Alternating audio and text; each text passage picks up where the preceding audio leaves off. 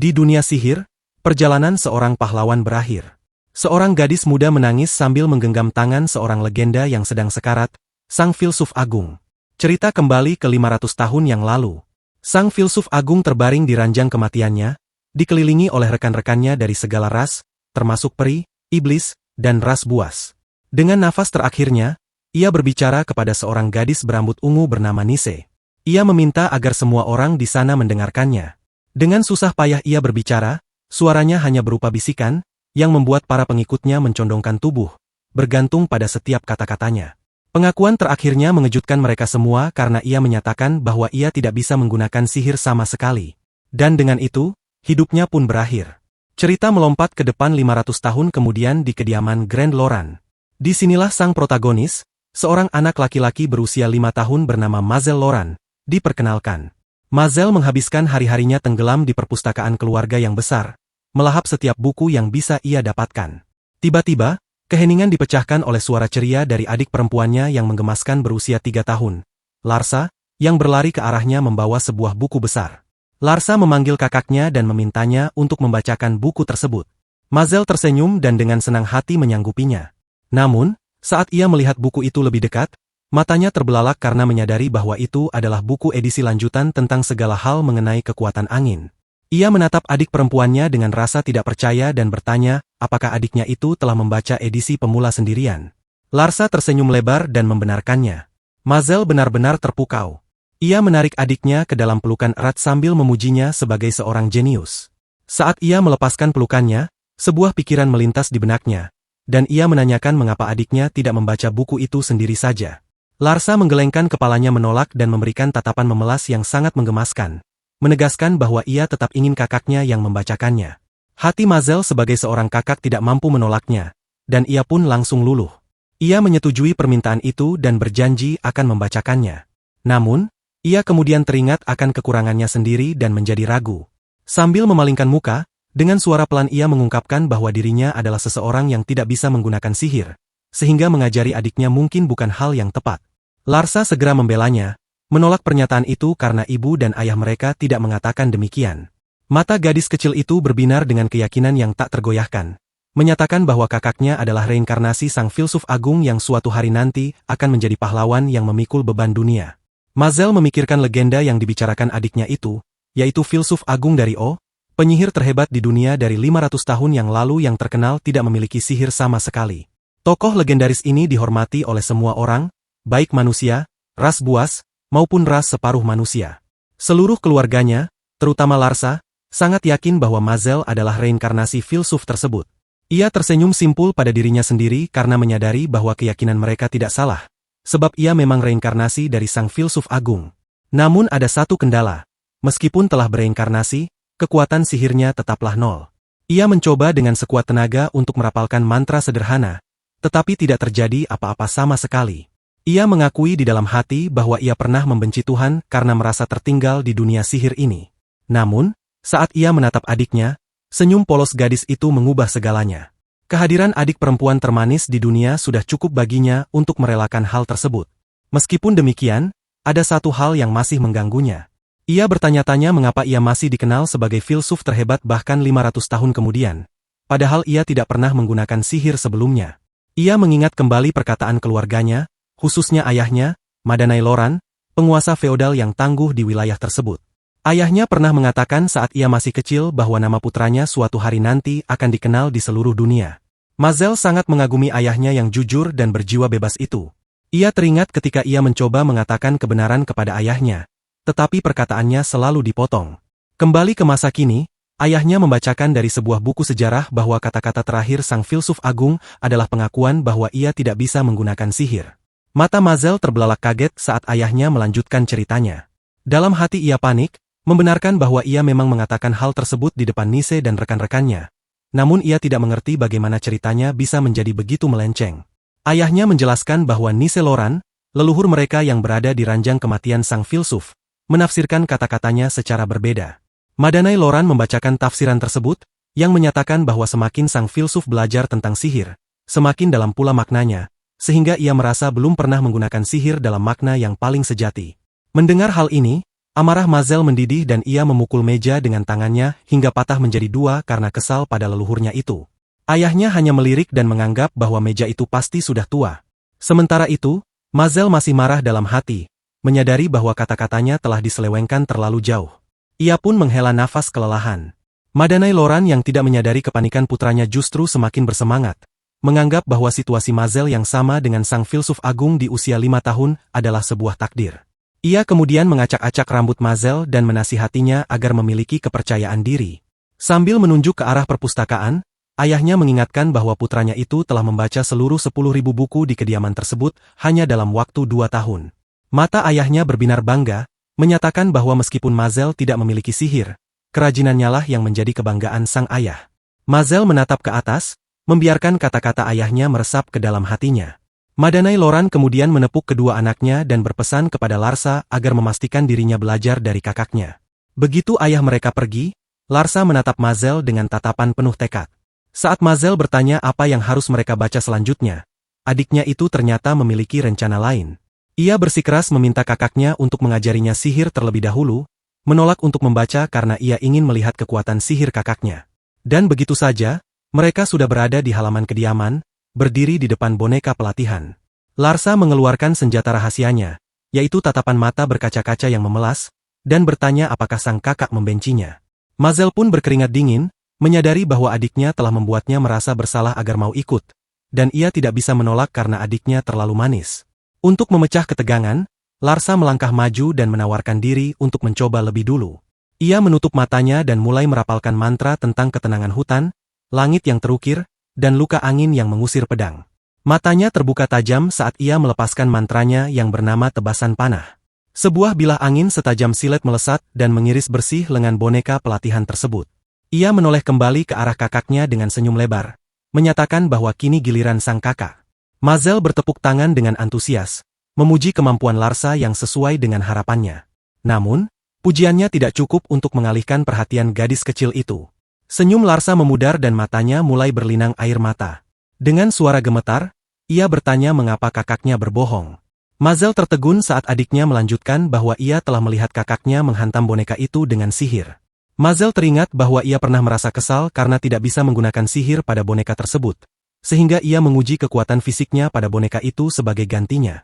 Larsa mendekatkan wajahnya, kesabarannya telah habis, dan matanya berbinar dengan rasa ingin tahu yang sangat putus asa untuk melihat sihir sang kakak. Merasa terjebak dan tidak bisa menolak wajah menggemaskan itu, Mazel menghela nafas tanda menyerah. Ia mencondongkan tubuhnya dan menanyakan apakah adiknya itu bisa menyimpan rahasia, serta memintanya berjanji untuk tidak memberitahu siapapun, bahkan ibu dan ayah mereka. Larsa mengangguk dengan panik dan menyanggupinya, terus memperhatikan kakaknya dengan fokus yang tak tergoyahkan. Mazel mengumpulkan tekadnya dan menyetujui untuk menunjukkannya sedikit saja. Larsa hampir meledak kegirangan. Mazel mengambil langkah tegas ke depan, mengambil posisi berhadapan dengan boneka pelatihan yang tersisa. Dalam hati ia berpikir bahwa ia ingin merahasiakan hal ini, tetapi ia terpaksa melakukannya demi keinginan adik kesayangannya. Dalam sekejap, ia membuat gerakan memotong sederhana dengan tangannya. Seluruh boneka itu langsung terpotong-potong menjadi irisan bersih yang jatuh bergemerincing ke tanah. Larsa tidak bisa berkata-kata, benar-benar terpaku dalam kekaguman. Mazel menepuk jidatnya, menyadari kesalahannya dan merasa bahwa ia pasti telah melakukannya secara berlebihan. Larsa akhirnya menemukan suaranya dan memekik kegirangan, memuji betapa menakjubkannya hal itu karena ayah mereka sekalipun tidak bisa menghancurkan boneka itu. Ia menatap kakaknya dengan kekaguman murni, semakin yakin bahwa kakaknya benar-benar reinkarnasi sang filsuf terhebat. Mazel hanya berkeringat dan tertawa gugup, mengelak dengan mengatakan bahwa ia tidak tahu tentang hal itu. Ia lebih khawatir tentang kekacauan yang terjadi, mengesampingkan hal lain karena ia telah merusak boneka itu lagi. Namun, Larsa mengingat hal lain dan menanyakan apakah kakaknya juga bisa memperbaikinya, karena ia pernah melihat hal itu juga.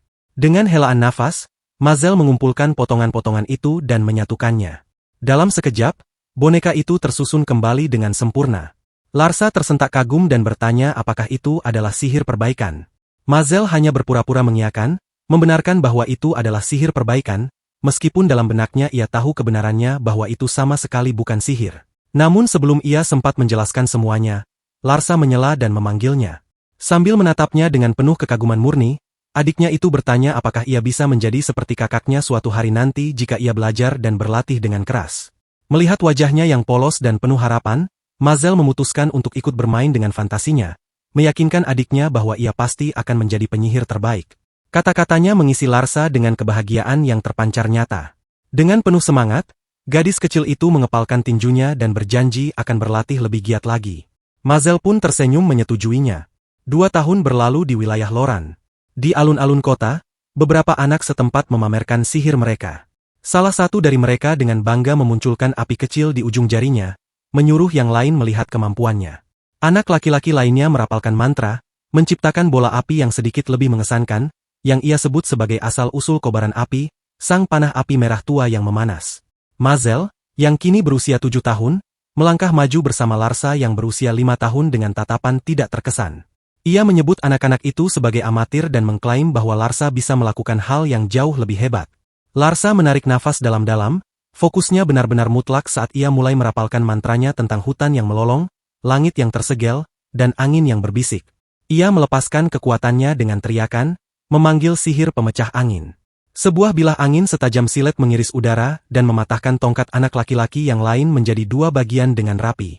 Anak laki-laki itu dibiarkan terdiam, hanya bisa menatap sisa-sisa tongkatnya yang membara. Anak-anak yang lain begitu terkesan sehingga salah satu dari mereka langsung melamar Larsa, memohon gadis itu untuk menikahinya karena kemampuannya menggunakan sihir yang begitu kuat. Tiba-tiba, Mazel muncul dengan ekspresi yang sangat serius dan menyilangkan tangan. Naluri sebagai kakak laki-laki yang kelewat protektif langsung memuncak. Dengan terbata-bata ia menolak gagasan tersebut karena Larsa baru berusia 5 tahun dan masih terlalu dini untuk menjadi seorang pengantin. Sementara Larsa hanya melihat tanpa menyadari apa-apa, pikiran Mazel melayang pada masa depan mengerikan di mana Larsa yang sudah dewasa mengatakan kepadanya bahwa ia akan menikah. Bayangan itu membuatnya mengalami serangan panik penuh, hingga ia bersumpah tidak akan pernah membiarkan adiknya menjadi pengantin. Luapan emosinya yang dramatis benar-benar menakuti anak-anak lain, yang kemudian mencoba menenangkan Larsa yang kebingungan. Setelah kekacauan mereda, salah satu anak laki-laki itu menoleh ke arah Mazel dan bertanya apakah kini ia sudah bisa menggunakan sihir. Mazel tersenyum ceria, tanpa sedikit pun nada malu dalam suaranya saat ia mengakui bahwa ia masih belum bisa menggunakannya. Anak-anak itu berbisik di antara mereka sendiri, menyimpulkan bahwa seperti yang diharapkan, ia memiliki 0 sihir dan rumor yang beredar ternyata benar. Mendengar salah satu dari mereka membicarakan rumor, Larsa segera bersikap defensif dan mempertanyakan rumor apa yang mereka maksud. Ia berdiri dengan bangga di depan kakaknya, membela bahwa Mazel hanyalah seseorang yang terlambat berkembang dan bahwa ia akan menjadi seorang filsuf agung di masa depan. Kesetiaannya yang garang menginspirasi anak-anak lain yang dengan cepat menawarkan dukungan mereka. Mazel mengucapkan terima kasih kepada mereka dengan canggung. Larsa menatap kakaknya dengan keyakinan yang tak tergoyahkan, menyatakan dalam hatinya bahwa kakaknya sebenarnya adalah sosok yang luar biasa.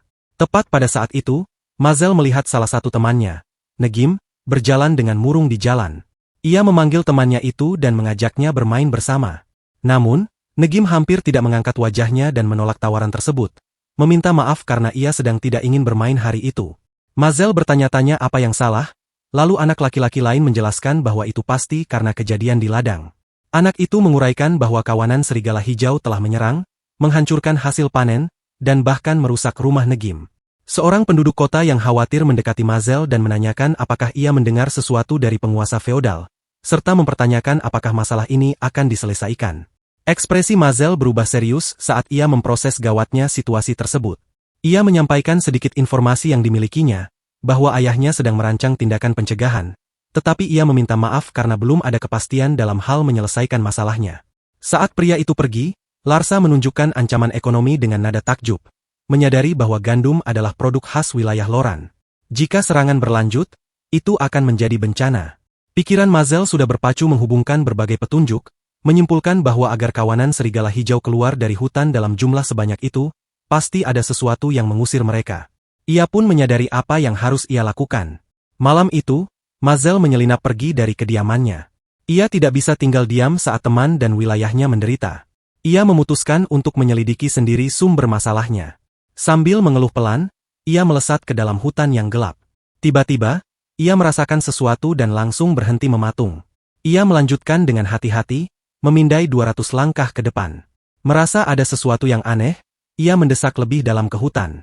Ia kemudian berhenti mendadak. Matanya terbelalak karena tidak percaya. Saat mengintip dari balik pohon, ia menyaksikan pemandangan yang mengerikan, yaitu seekor laba-laba raksasa yang sedang memangsa bangkai serigala hijau. Ia langsung mengenali binatang buas itu sebagai laba-laba kematian, pelaku sebenarnya di balik rentetan serangan tersebut. Meskipun berada dalam bahaya, Mazel tetap tenang dan memikirkan apa yang harus dilakukan. Ia menimbang-nimbang pilihannya, menyadari bahwa jika ia memberitahu pihak serikat, mereka akan tahu bahwa ia meninggalkan kota tanpa memberitahu siapapun. Ia akhirnya mengambil keputusannya. Dengan tatapan dingin dan penuh tekad di wajahnya, ia memutuskan untuk mengalahkan monster itu dengan kekuatannya sendiri. Mazel melangkah ke area terbuka, berhadapan langsung dengan monster raksasa tersebut. Sang laba-laba kematian mengeluarkan jeritan tajam yang memekakan telinga, dan seketika itu juga langsung menerjang ke arahnya. Mazel tetap berdiri tegak, sama sekali tak gentar. Laba-laba itu menerkam, kaki-kakinya yang besar bersiap menyerang. Namun, alih-alih serangan fisik, ia menyiapkan jenis serangan yang berbeda. Ia membuka mulutnya dan melepaskan semburan cairan hitam. Cairan kental itu adalah racun saraf yang kuat. Mazel terkena tepat di wajahnya, benar-benar basah kuyup oleh racun tersebut. Ia dengan santai meludahkannya, merasa jijik karena racun itu masuk ke mulutnya. Laba-laba itu menjulang di atasnya, mengira mangsanya akan lumpuh. Ia seakan mengejek anak laki-laki itu, berpikir bahwa ia seharusnya tidak berdaya. Lagi pula, setetes saja dari racun sarafnya sudah cukup untuk melumpuhkan makhluk normal manapun. Namun, Mazel hanya mengusap dagunya. Ia berdiri sambil tersenyum simpul, sama sekali tidak terluka. Ia menjelaskan kepada monster yang kebingungan itu bahwa racun tidak mempan padanya. Di kehidupan masa lalunya, ia telah berlatih sangat keras, sehingga ia memiliki antibodi untuk berbagai jenis racun. Matanya berbinar saat ia menyatakan bahwa kini gilirannya. Ia tahu ia tidak bisa begitu saja menghabisinya. Ia harus menjaga laba-laba itu tetap utuh karena ia masih harus mencari tahu penyebab kejadian tersebut. Sambil mengangkat tangannya, ia menjentikan jarinya dengan tajam. Setetes cairan pekat terbentuk di ujung jarinya. Menurutnya, ini adalah cara terbaik. Ia menjentikan tetesan itu, mengirimkan proyektil kecil itu terbang langsung ke tubuh laba-laba tersebut. Efeknya seketika. Binatang buas raksasa itu mulai kejang-kejang dengan hebat, kaki-kakinya berkedut tak terkendali. Mazel melihat rencananya berjalan dengan sempurna. Ia menjelaskan metodenya bahwa meskipun antibodinya adalah obat baginya, dalam konsentrasi yang ekstrim, antibodi itu menjadi racun yang kuat. Ia melipat gandakan antibodi di tubuhnya hingga beberapa ribu kali lipat, lalu menembakkannya ke tubuh laba-laba itu. Ini juga merupakan bagian dari pelatihannya di kehidupan sebelumnya. Ia mengepalkan tinjunya, mengungkap nama sebenarnya dari kemampuannya yang luar biasa itu, yakni fisika. Sang laba-laba kematian tergeletak di tanah, tak berdaya, tetapi masih hidup. Mazel berbalik pergi, pekerjaannya di sini sudah selesai untuk sementara waktu. Ia lega rencananya berhasil. Kini ia bersiap untuk langkah selanjutnya. Legenda sang filsuf muda baru saja dimulai. Di serikat petualang setempat, keadaan sedang tegang. Sang ketua serikat, Dodrigev, berdiri dengan tangan terlipat, ekspresi muram menghiasi wajahnya. Dalam hatinya ia berpikir bahwa kerusakan terus meningkat dan mereka sangat kekurangan petualang. Terlebih lagi, mendapatkan bantuan dari wilayah lain saat ini mustahil dilakukan. Tiba-tiba, seorang anggota staf menerobos pintu, meneriakkan namanya. Ia berseru bahwa laba-laba kematian di hutan barat telah ditaklukkan. Dodrigev, yang sedang larut dalam kekhawatirannya sendiri, hampir tidak mencerna kata-katanya. Ia hanya bergumam menanggapi kabar tersebut, membandingkannya dengan masalah lain di hutan barat. Namun, bobot pengumuman staf itu akhirnya menyadarkannya dan ia berbalik karena terkejut. Di aula utama, bangkai raksasa monster itu tergeletak di hadapannya, membungkam segala keraguan. Dengan rasa tidak percaya, ia bergumam membenarkan bahwa itu benar-benar laba-laba kematian. Seorang petualang melaporkan bahwa sebuah tim peringkat D menemukannya, tetapi itu hanyalah bangkainya, mereka tidak melawannya. Dodrigev memeriksa cangkang makhluk itu yang masih utuh. Ia bertanya-tanya sihir macam apa yang digunakan karena tidak ada satupun goresan padanya. Pikirannya berpacu menghubungkan berbagai petunjuk, menyimpulkan bahwa itu pasti sihir racun, dan yang sangat kuat pula. Jika seseorang benar-benar menjatuhkan seekor laba-laba kematian dengan racun, satu gelar legendaris muncul di benaknya. Ini pasti ulah sang filsuf Zero. Sementara itu, jauh di dalam hutan, anak laki-laki yang bertanggung jawab atas hal itu sedang berjalan-jalan. Bersamanya adalah ayahnya, Madanai, dan adik perempuannya, Larsa. Madanai berkata bahwa katanya semua monster di hutan ini telah dimusnahkan. Mazel berpura-pura terkejut dan memuji hal tersebut. Dalam hatinya, Mazel merasa lega karena sepertinya tidak ada yang mencurigainya. Namun keluarganya memiliki pemikiran lain. Larsa menyatakan bahwa sang kakak pasti telah mengalahkan mereka semua. Madanai menyeringai, mengungkapkan bahwa ia memikirkan hal yang sama persis, dan langsung bertanya apakah itu memang perbuatan putranya. Mazel panik, melambaikan tangannya dengan defensif. Ia menyangkal hal tersebut, beralasan bahwa jangankan menggunakan sihir, menggunakan busur panah dengan benar saja ia tidak bisa. Melihat wajah mereka yang kecewa, Madanai menghela nafas pasrah. Mazel bertanya-tanya dalam hati mengapa mereka berdua terlihat begitu kecewa. Ia menghela nafas pelan, menyadari bahwa ia benar-benar harus berhati-hati agar tidak menggunakan kekuatan penuhnya di sekitar mereka. Ia memikirkan kemampuan uniknya. Dengan 0 bakat sihir, kekuatannya berasal dari ilmu fisika murni.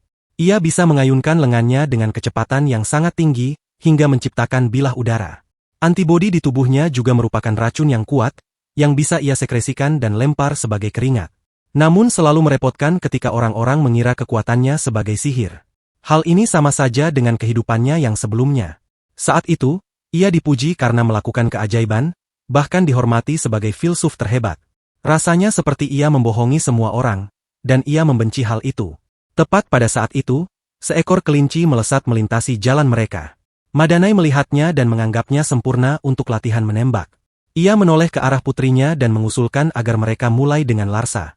Larsa dengan penuh semangat menerima tantangan itu. Ia menatap kakaknya, sangat mendambakan perhatiannya, dan memintanya untuk memperhatikan aksinya. Mazel mengangguk kecil mengiyakan.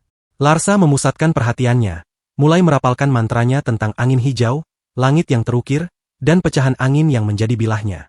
Sihir pemotong udara ditembakkan, mengenai kelinci itu hingga langsung tumbang. Madanai mengangguk bangga atas keberhasilan putrinya berburu dan mengacak-acak rambut gadis kecil itu sambil memujinya. Larsa berseri-seri kegirangan karena berhasil melakukannya. Ia berlari ke arah kakaknya dengan tangan terkepal penuh kemenangan. Mazel tersenyum hangat dan memuji betapa luar biasanya adiknya itu. Namun, Larsa tidak puas hanya dengan itu. Ia meminta kakaknya untuk memujinya lagi. Mazel menjawab bahwa ia sudah memujinya. Namun, Larsa terus menatapnya penuh harap. Gadis kecil itu cemberut dengan pipi menggembung. Jelas menunjukkan bahwa kata-kata kakaknya belum cukup. Mazel akhirnya menyadari apa yang diinginkan adiknya. Ia mengulurkan tangannya dan membelai kepala Larsa dengan lembut, memuji betapa mengagumkannya aksinya tadi.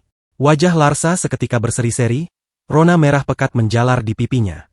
Sangat gembira, Larsa terkikik karena misinya untuk mendapatkan belayan di kepala sukses besar. Madanai menepukkan kedua tangannya. Ia mengatakan bahwa sekarang saatnya bagi filsuf terhebat berikutnya di dunia untuk beraksi. Mazel mendongak terkejut. Dalam hati ia panik karena ia tidak bisa menggunakan busur panah ataupun sihir, dan ia tidak mungkin mengungkapkan kekuatan aslinya. Ia bingung harus melakukan apa. Mencoba mengalihkan perhatian, Mazel mengatakan bahwa ia lebih suka melihat bagaimana ayahnya berburu. Seakan sudah direncanakan, seekor serigala hijau muncul di semak-semak. Madanai menyeringai, menerima tantangan itu. Ia bersiap untuk menjatuhkan serigala tersebut. Ia menyuruh putrinya untuk mundur sedikit, dan Larsa segera mematuhinya.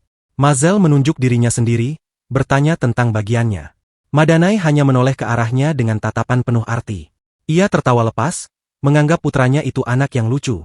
Baginya, tidak mungkin calon filsuf agung masa depan bisa terluka oleh serigala hijau biasa. Mazel merasa resah. Ia bertanya-tanya mengapa ayahnya memiliki keyakinan buta padanya, dan membayangkan bagaimana jika dirinya bukanlah orang yang ayahnya pikirkan. Mengabaikan kegelisahan putranya, Madanai memasang anak panah. Ia menarik tali busur, membidik ke arah serigala. Ia kemudian bersiap menunjukkan kemampuannya kepada calon filsuf agung masa depan tersebut. Namun sebelum ia bisa melepaskan tembakan, bayangan besar menabrak pepohonan, membuat serpihan kayu beterbangan. Madanai membeku, merasakan kehadiran luar biasa yang jauh lebih berbahaya daripada sekadar serigala biasa. Sikapnya langsung berubah dari seorang guru menjadi pelindung. Sambil mengaum, ia menyuruh kedua anaknya segera pergi dari sana.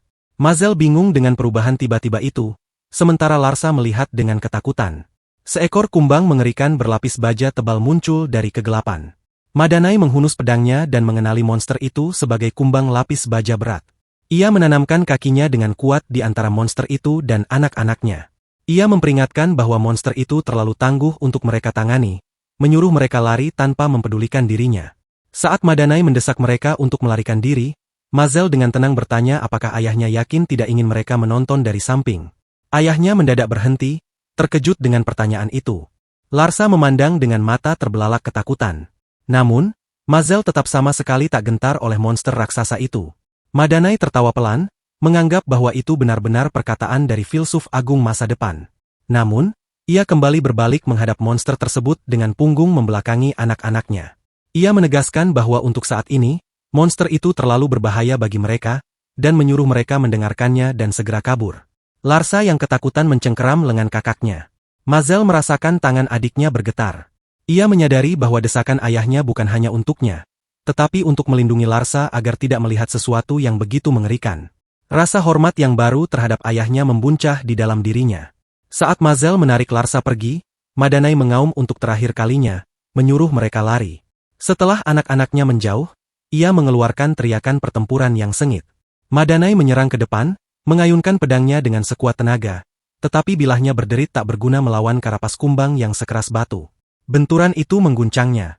Ia tidak menyangka monster itu akan sekuat ini. Sebelum ia sempat pulih, monster itu membalas. Sebuah kaki yang kuat menghantam Madanai, membuatnya terpental melintasi area terbuka itu, pedangnya jatuh bergemerincing ke tanah. Dengan Madanai yang telah dilumpuhkan, kumbang lapis baja berat itu membentangkan sayapnya. Terbaring di tanah, Madanai hanya bisa menonton dengan ngeri saat monster itu mengudara, menuju langsung ke arah anak-anaknya. Ia menjerit putus asa dari dasar hutan, meneriakkan nama Mazel dan Larsa, menyuruh mereka segera pergi. Serangga raksasa itu turun ke arah mereka bagaikan bayangan kematian. Ia menukik, siap menghancurkan mereka dalam sekejap. Larsa menempel pada kakaknya, meneriakkan namanya dalam ketakutan yang luar biasa. Melihat air mata adiknya dan merasakan jantungnya berdebar kencang, Mazel pun lepas kendali. Ekspresinya menggelap karena amarah yang dingin.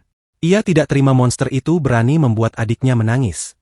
Mazel melepaskan raungan yang memekakkan telinga. Gelombang kekuatan murni yang tak terlihat menghantam kumbang yang sedang turun tersebut. Dalam sekejap, tubuh lapis baja monster itu hancur berkeping-keping, menghujani mereka seperti konfeti. Madanai menatap tanpa bisa berkata-kata melihat apa yang baru saja disaksikannya. Larsa mendongak, ketakutannya tergantikan oleh keheranan semata. Bahkan Mazel tampak terkejut dengan hasil dari luapan emosinya. Sisa-sisa cangkang kumbang terakhir jatuh bergemerincing ke dasar hutan. Mazel berdiri melindungi adiknya, kilatan berbahaya di matanya masih tersisa. Ia dengan cepat tersadar dan menyadari apa yang telah dilakukannya. Ia menoleh ke arah Larsa, mencoba memikirkan alasan. Namun sebelum ia bisa menyelesaikan kalimatnya, Larsa dan ayahnya menerjangnya dengan pelukan, berteriak kegirangan memuji betapa menakjubkannya aksi Mazel tadi. Mazel panik dalam hati, merasa bahwa ia benar-benar telah mengacau. Karena Larsa sangat ketakutan, ia secara tidak sengaja menggunakan kekuatannya dengan menaikkan volume suaranya menggunakan interferensi konstruktif, membuat gelombang suara raksasa.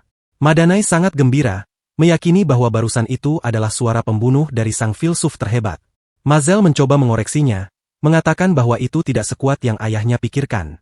Namun, ayahnya hanya memberinya seringai penuh arti dan menyimpulkan bahwa Mazel lah yang telah menghabisi laba-laba kematian. Larsa memandangnya dengan rasa tidak percaya, tak menyangka bahwa itu benar-benar ulah kakaknya. Terjebak dalam kebohongannya sendiri, Mazel mulai berkeringat deras. Ia tidak bisa menemukan kata-kata untuk menyangkalnya. Akhirnya ia mengalah dan membenarkannya, meskipun ia mencoba merendah dengan mengatakan bahwa itu bukan masalah besar. Keluarganya meledak, tak percaya ia menganggapnya bukan masalah besar.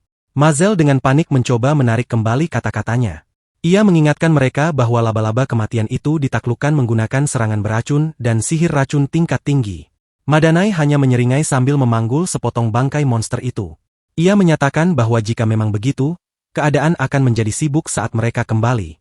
Dan ternyata, Madanai sudah punya rencana. Kembali ke kediaman mereka, Madanai berdiri di balkon di hadapan kerumunan besar, mendeklarasikan perayaan untuk reinkarnasi sang filsuf terhebat, kebangkitan Mazel. Pikiran Mazel menjadi kosong karena terkejut. Saat kerumunan meneriakkan, filsuf agung, Mazel memohon pada ayahnya, mempertanyakan apa yang sedang dilakukannya. Madanai berbicara lantang di atas sorak-sorai, mengatakan bahwa pesta ini untuk merayakan perburuan pertama filsuf legendaris Mazel. Mazel balas berteriak bahwa ayahnya sudah bertindak terlalu berlebihan. Melihat ibu dan adiknya tiba, Mazel melihat secercah harapan. Ia meminta izin untuk mengatakan sesuatu, berpikir bahwa ia terselamatkan karena ibu dan adiknya pasti bisa menyadarkan ayahnya dan menghentikannya. Namun, ibunya justru menambah bahan bakar ke dalam api, mengusulkan kepada sang ayah agar hari ini dijadikan hari libur baru. Madanai mengaum setuju, menganggapnya sebagai ide yang bagus. Ia segera kembali ke arah kerumunan yang memujanya, meminta semua orang mendengarkan. Mazel menonton dengan ngeri, harapan terakhirnya benar-benar hilang saat ayahnya menetapkan bahwa hari ini akan ditandai dalam sejarah sebagai hari perburuan pertama sang filsuf agung, Mazel. Mazel hanya bisa menatap dengan ketakutan yang luar biasa. Jeritan ngerinya menggema dari kediaman agung itu, memprotes tindakan ayahnya yang sudah sangat kelewatan. Di dunia di mana sains berbenturan dengan sihir, satu orang berdiri terpisah. Ia dikenal sebagai filsuf terhebat dengan 0 sihir karena baginya itu bukan sihir, itu adalah fisika. Di dalam sebuah kediaman yang megah, Larsa muda bersenandung sendiri, mencoba memutuskan gaun yang sempurna. Tiba-tiba, ia melihat kakaknya, Mazel, memasuki ruangan. Ia memanggil kakaknya dengan gembira, masih bersemangat tentang acara yang akan datang. Wajahnya berseri-seri dengan rona merah saat Mazel mendekat. Ia memanggil lagi, berusaha menarik perhatiannya. Mazel menoleh ke arahnya dan bertanya ada apa. Pada saat yang sama, ayah mereka, Madanai, menimpali karena teringat akan sesuatu yang penting. Dengan bingung, Larsa bertanya kepada kakaknya apakah ia akan mengenakan pakaiannya yang biasa dan menanyakan kemana mereka akan pergi. Acara yang akan datang itu merupakan ujian etiket yang sesungguhnya bagi seorang putri penguasa feodal. Madanai mulai menjelaskan situasinya. Secara teknis, acara tersebut adalah sebuah pertemuan tatap muka. Ia melanjutkannya dengan mengatakan bahwa itu adalah kesempatan besar untuk mengekspor gandum Ina ke Kepangeranan Omus. Jika hal ini berjalan lancar, hal tersebut akan semakin memperkaya wilayah Loran. Mazel tampak ragu dan bertanya apakah ayah mereka yakin tidak apa-apa jika mereka berdua mengikutinya ke tempat sepenting itu. Namun, ayahnya mendengus dan menanggapi bahwa hal itu sudah sangat jelas. Larsa dan Mazel menatap ayahnya dengan penuh kebingungan. Madanai memulai pidato besarnya, membesar-besarkan anak-anaknya. Ia menyatakan bahwa di satu sisi, ada kembalinya sang filsuf agung Mazel yang ajaib, dan di sisi lain, ada Larsa yang diberkahi dengan kecerdasan dan kecantikan. Ia mendeklarasikan bahwa ini adalah kesempatan besar untuk menarik perhatian orang-orang paling berkuasa di dunia. Namun, Mazel memprotes dengan pelan, mengelak bahwa ia bukanlah sang filsuf agung. Mengabaikan sandiwara ayah mereka, Larsa menoleh ke arah kakaknya. Dengan wajah merona, gadis itu dengan gugup mengajak kakaknya untuk menari bersama di pesta dansa nanti. Wajah Mazel merekah dengan senyum lebar dan tulus, lalu ia mengiyakan ajakan itu. Larsa sangat kegirangan hingga ia hampir meledak karena kebahagiaan. Masih dengan wajah berseri-seri, ia memberitahu kakaknya bahwa ia sangat menantikan momen di mana sang kakak melihat gaun barunya. Namun Mazel yang sama sekali tidak menangkap maksud adiknya, menjawab bahwa jika itu hanya sebuah gaun, ia bisa melihatnya di rumah saja. Ekspresi bahagia Larsa seketika lenyap, digantikan oleh tatapan kosong yang hampa. Madanai menghela nafas, beranggapan bahwa bahkan Mazel sang filsuf agung sekalipun ternyata tidak memahami hati perempuan. Larsa menyembunyikan wajahnya dalam keputusasaan, berbisik bahwa ini adalah satu-satunya kelemahan yang ia lihat pada sang kakak. Tetapi menurutnya ini sudah terlalu keterlaluan. Mengubah topik pembicaraan untuk menghindari kecanggungan lebih lanjut, Madanai mengatakan bahwa ada beberapa orang yang ingin ia perkenalkan sebelum mereka berangkat. Ia menunjuk ke arah pintu dan menyuruh mereka masuk. Pintu terbuka lebar untuk memperlihatkan satu regu yang terdiri dari 4 wanita siap tempur. Pemimpin mereka melangkah maju dan dengan seringai menyapa, memperkenalkan kelompok mereka sebagai pasukan pengawal penghancur tanduk sapi. Ia menyebutkan bahwa namanya adalah Katlea. Wanita yang tinggi dan elegan memperkenalkan dirinya sebagai Arro. Wanita yang memakai topi penyihir menyusul dan menyebutkan namanya Frey. Dan wanita bertopeng yang pendiam menyelesaikan perkenalan tersebut dengan nama Ash. Madanai menatap mereka dan bergumam menyadari bahwa ternyata mereka semua adalah wanita. Katlea segera marah dan memperingatkan bahwa terlepas dari status sang penguasa feodal, jika ia meremehkan mereka karena mereka wanita, ia akan terluka. Ia meletakkan tangannya di gagang pedangnya.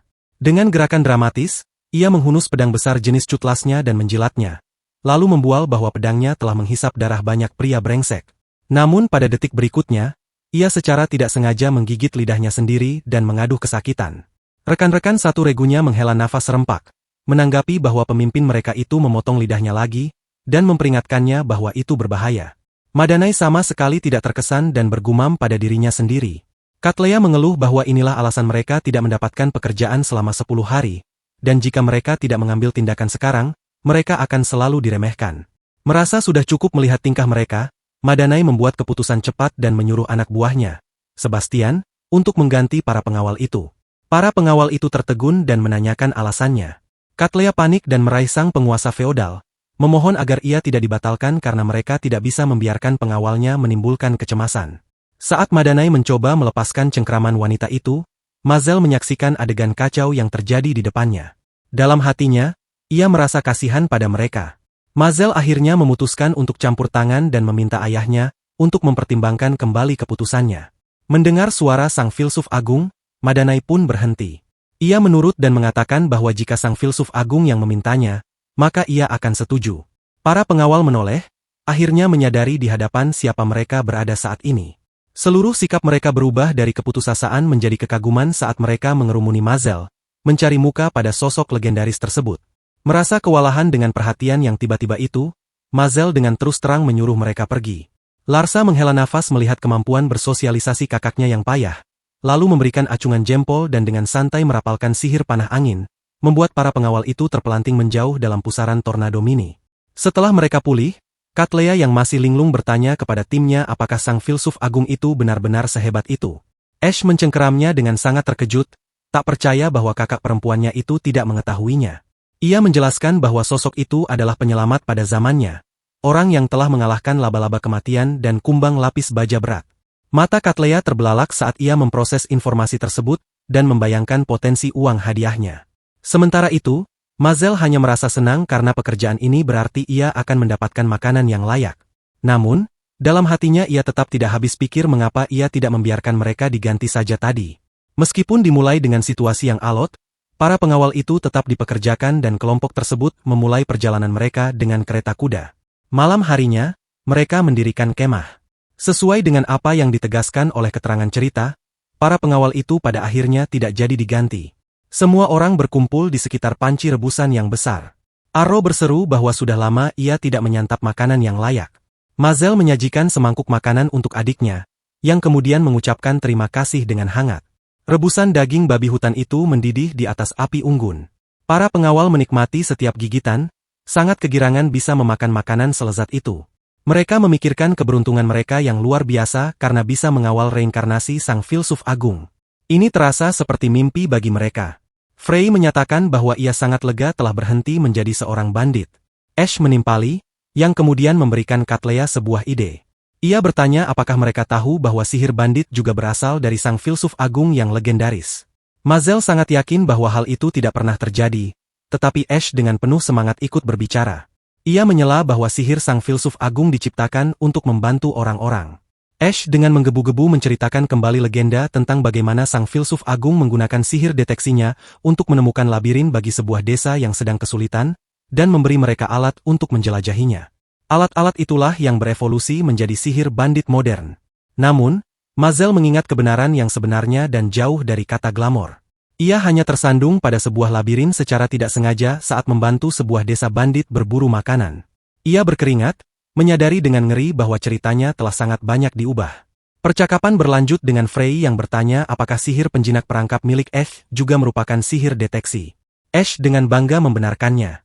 Para pengawal terus menyanyikan pujian atas keajaiban sihir sang filsuf agung, tanpa menyadari sedikitpun kisah yang sebenarnya. Makan malam mereka yang damai tiba-tiba terganggu saat sebuah kaki berbulu raksasa menghantam tanah tepat di samping perkemahan mereka. Saat mereka sedang bersiap, Larsa tiba-tiba berhenti dengan mata terbelalak. Ia memperingatkan kakaknya bahwa ada sesuatu yang mendekati mereka dan memintanya untuk berhati-hati.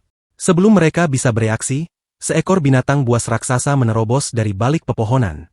Para pengawal tersentak ketakutan karena makhluk itu adalah seekor kera gunung. Namun, Mazel tetap sangat tenang, mengamati monster itu dengan ekspresi netral. Para pengawal sudah mulai panik. Arrow berteriak bahwa melawan seekor kera gunung adalah ide yang buruk. Frey setuju dan berteriak bahwa tidak mungkin mereka bisa menang. Namun pemimpin mereka, Katlea, tetap pada pendiriannya dan bersikeras bahwa mereka tidak akan tahu hasilnya jika tidak mencoba. Ash mencoba menenangkannya dengan mengatakan bahwa kakaknya itu berbicara terlalu keras. Tetapi Katlea malah balas membentaknya untuk diam. Dengan tatapan penuh tekad, Katlea mengeluarkan perintah agar kelompoknya tidak berada terlalu dekat dengan monster itu. Ia memperingatkan bahwa jika mereka tertangkap, mereka akan mati. Menyaksikan hal ini terjadi, Mazel hanya memikirkan satu hal. Ia heran dan bertanya-tanya apakah makhluk ini benar-benar sangat sulit untuk dihadapi. Mengabaikan keraguan bocah itu, Katlea menyusun rencana. Ia menyuruh Arrow dan Frey untuk mempertahankan serangan jarak jauh, lalu memerintahkan Ash untuk menyerang monster itu dengan serangan rahasia favoritnya. Ash melangkah maju, mengumpulkan energi magis ke dalam tongkatnya. Ia mulai merapalkan mantra tentang kobaran api, warna merah tua, dan panah merah delima, lalu berteriak melepaskan sihir panah apinya dalam bentuk semburan api. Namun, serangannya tidak mengenai apapun selain tanah. Kera gunung itu bergerak secepat kilat. Dalam sekejap mata, bayangan binatang buas itu sudah menjulang di atas Ash. Wanita itu mendongak dengan sangat ketakutan. Sebuah pukulan tangan belakang yang besar membuatnya terpelanting terbang ke udara. Yang lainnya menyaksikan kejadian itu dengan ngeri. Arrow bergumam bahwa gerakan monster itu terlalu cepat dan makhluk itu bahkan tidak gentar melihat api. Kera gunung itu menyeringai, sepertinya ia berpikir dalam hati bahwa mereka semua terlalu lemah. Cattleya menggertakkan giginya, menyadari bahwa serangan jarak jauh mereka tidak berguna. Ia membuat keputusan dalam hitungan detik, berteriak kepada regunya bahwa ia yang akan maju dan mereka akan bertukar posisi. Ia mempercayakan keselamatan sang penguasa feodal kepada kelompoknya. Ash yang memar namun masih sadar menangis dan meneriakkan bahwa tindakan itu berbahaya. Namun semuanya sudah terlambat. Cattleya menyerang ke depan, menghadapi monster yang menjulang tinggi itu secara langsung. Saat ia semakin dekat, perbedaan kekuatan yang mencolok di antara mereka menjadi sangat jelas dan mengerikan. Pikirannya menjerit memaki saat ia menyadari betapa kacaunya situasi tersebut. Tepat saat kera itu bersiap untuk menyerang, sebuah suara tenang memecah kekacauan, menyuruhnya berhenti. Mazel turun tangan dan melayangkan pukulan santai. Pukulan itu melepaskan gelombang kejut kuat yang menghantam langsung rahang kera gunung tersebut. Benturannya begitu kuat hingga membuat salah satu taring raksasa kera itu terlempar terbang. Para pengawal penghancur tanduk sapi hanya bisa menatap, wajah mereka membeku dalam ketidakpercayaan yang mutlak. Dengan raungan kesakitan terakhir, binatang buas raksasa itu jatuh tersungkur ke tanah dalam keadaan takluk. Mazel menepuk-nepuk tangannya untuk membersihkan debu dengan senyum puas, merasa bahwa semuanya sudah beres. Cattleya menatapnya dengan sangat tertegun. Ia memanggil sang filsuf agung dengan terbata-bata. Ia kemudian mencengkram kerah baju bocah itu, mengguncangnya dengan panik sambil memohon pengampunan kepada sang filsuf agung yang perkasa.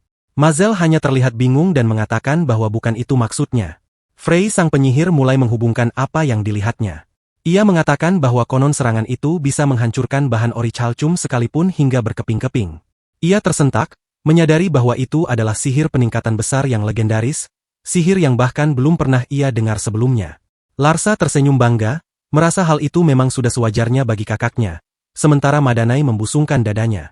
Ia berseru bahwa putranya itu telah menciptakan anekdot baru untuk dirinya sebagai filsuf terhebat sepanjang masa. Mazel hanya menghela nafas, mengeluh bahwa julukan itu terlalu panjang untuknya.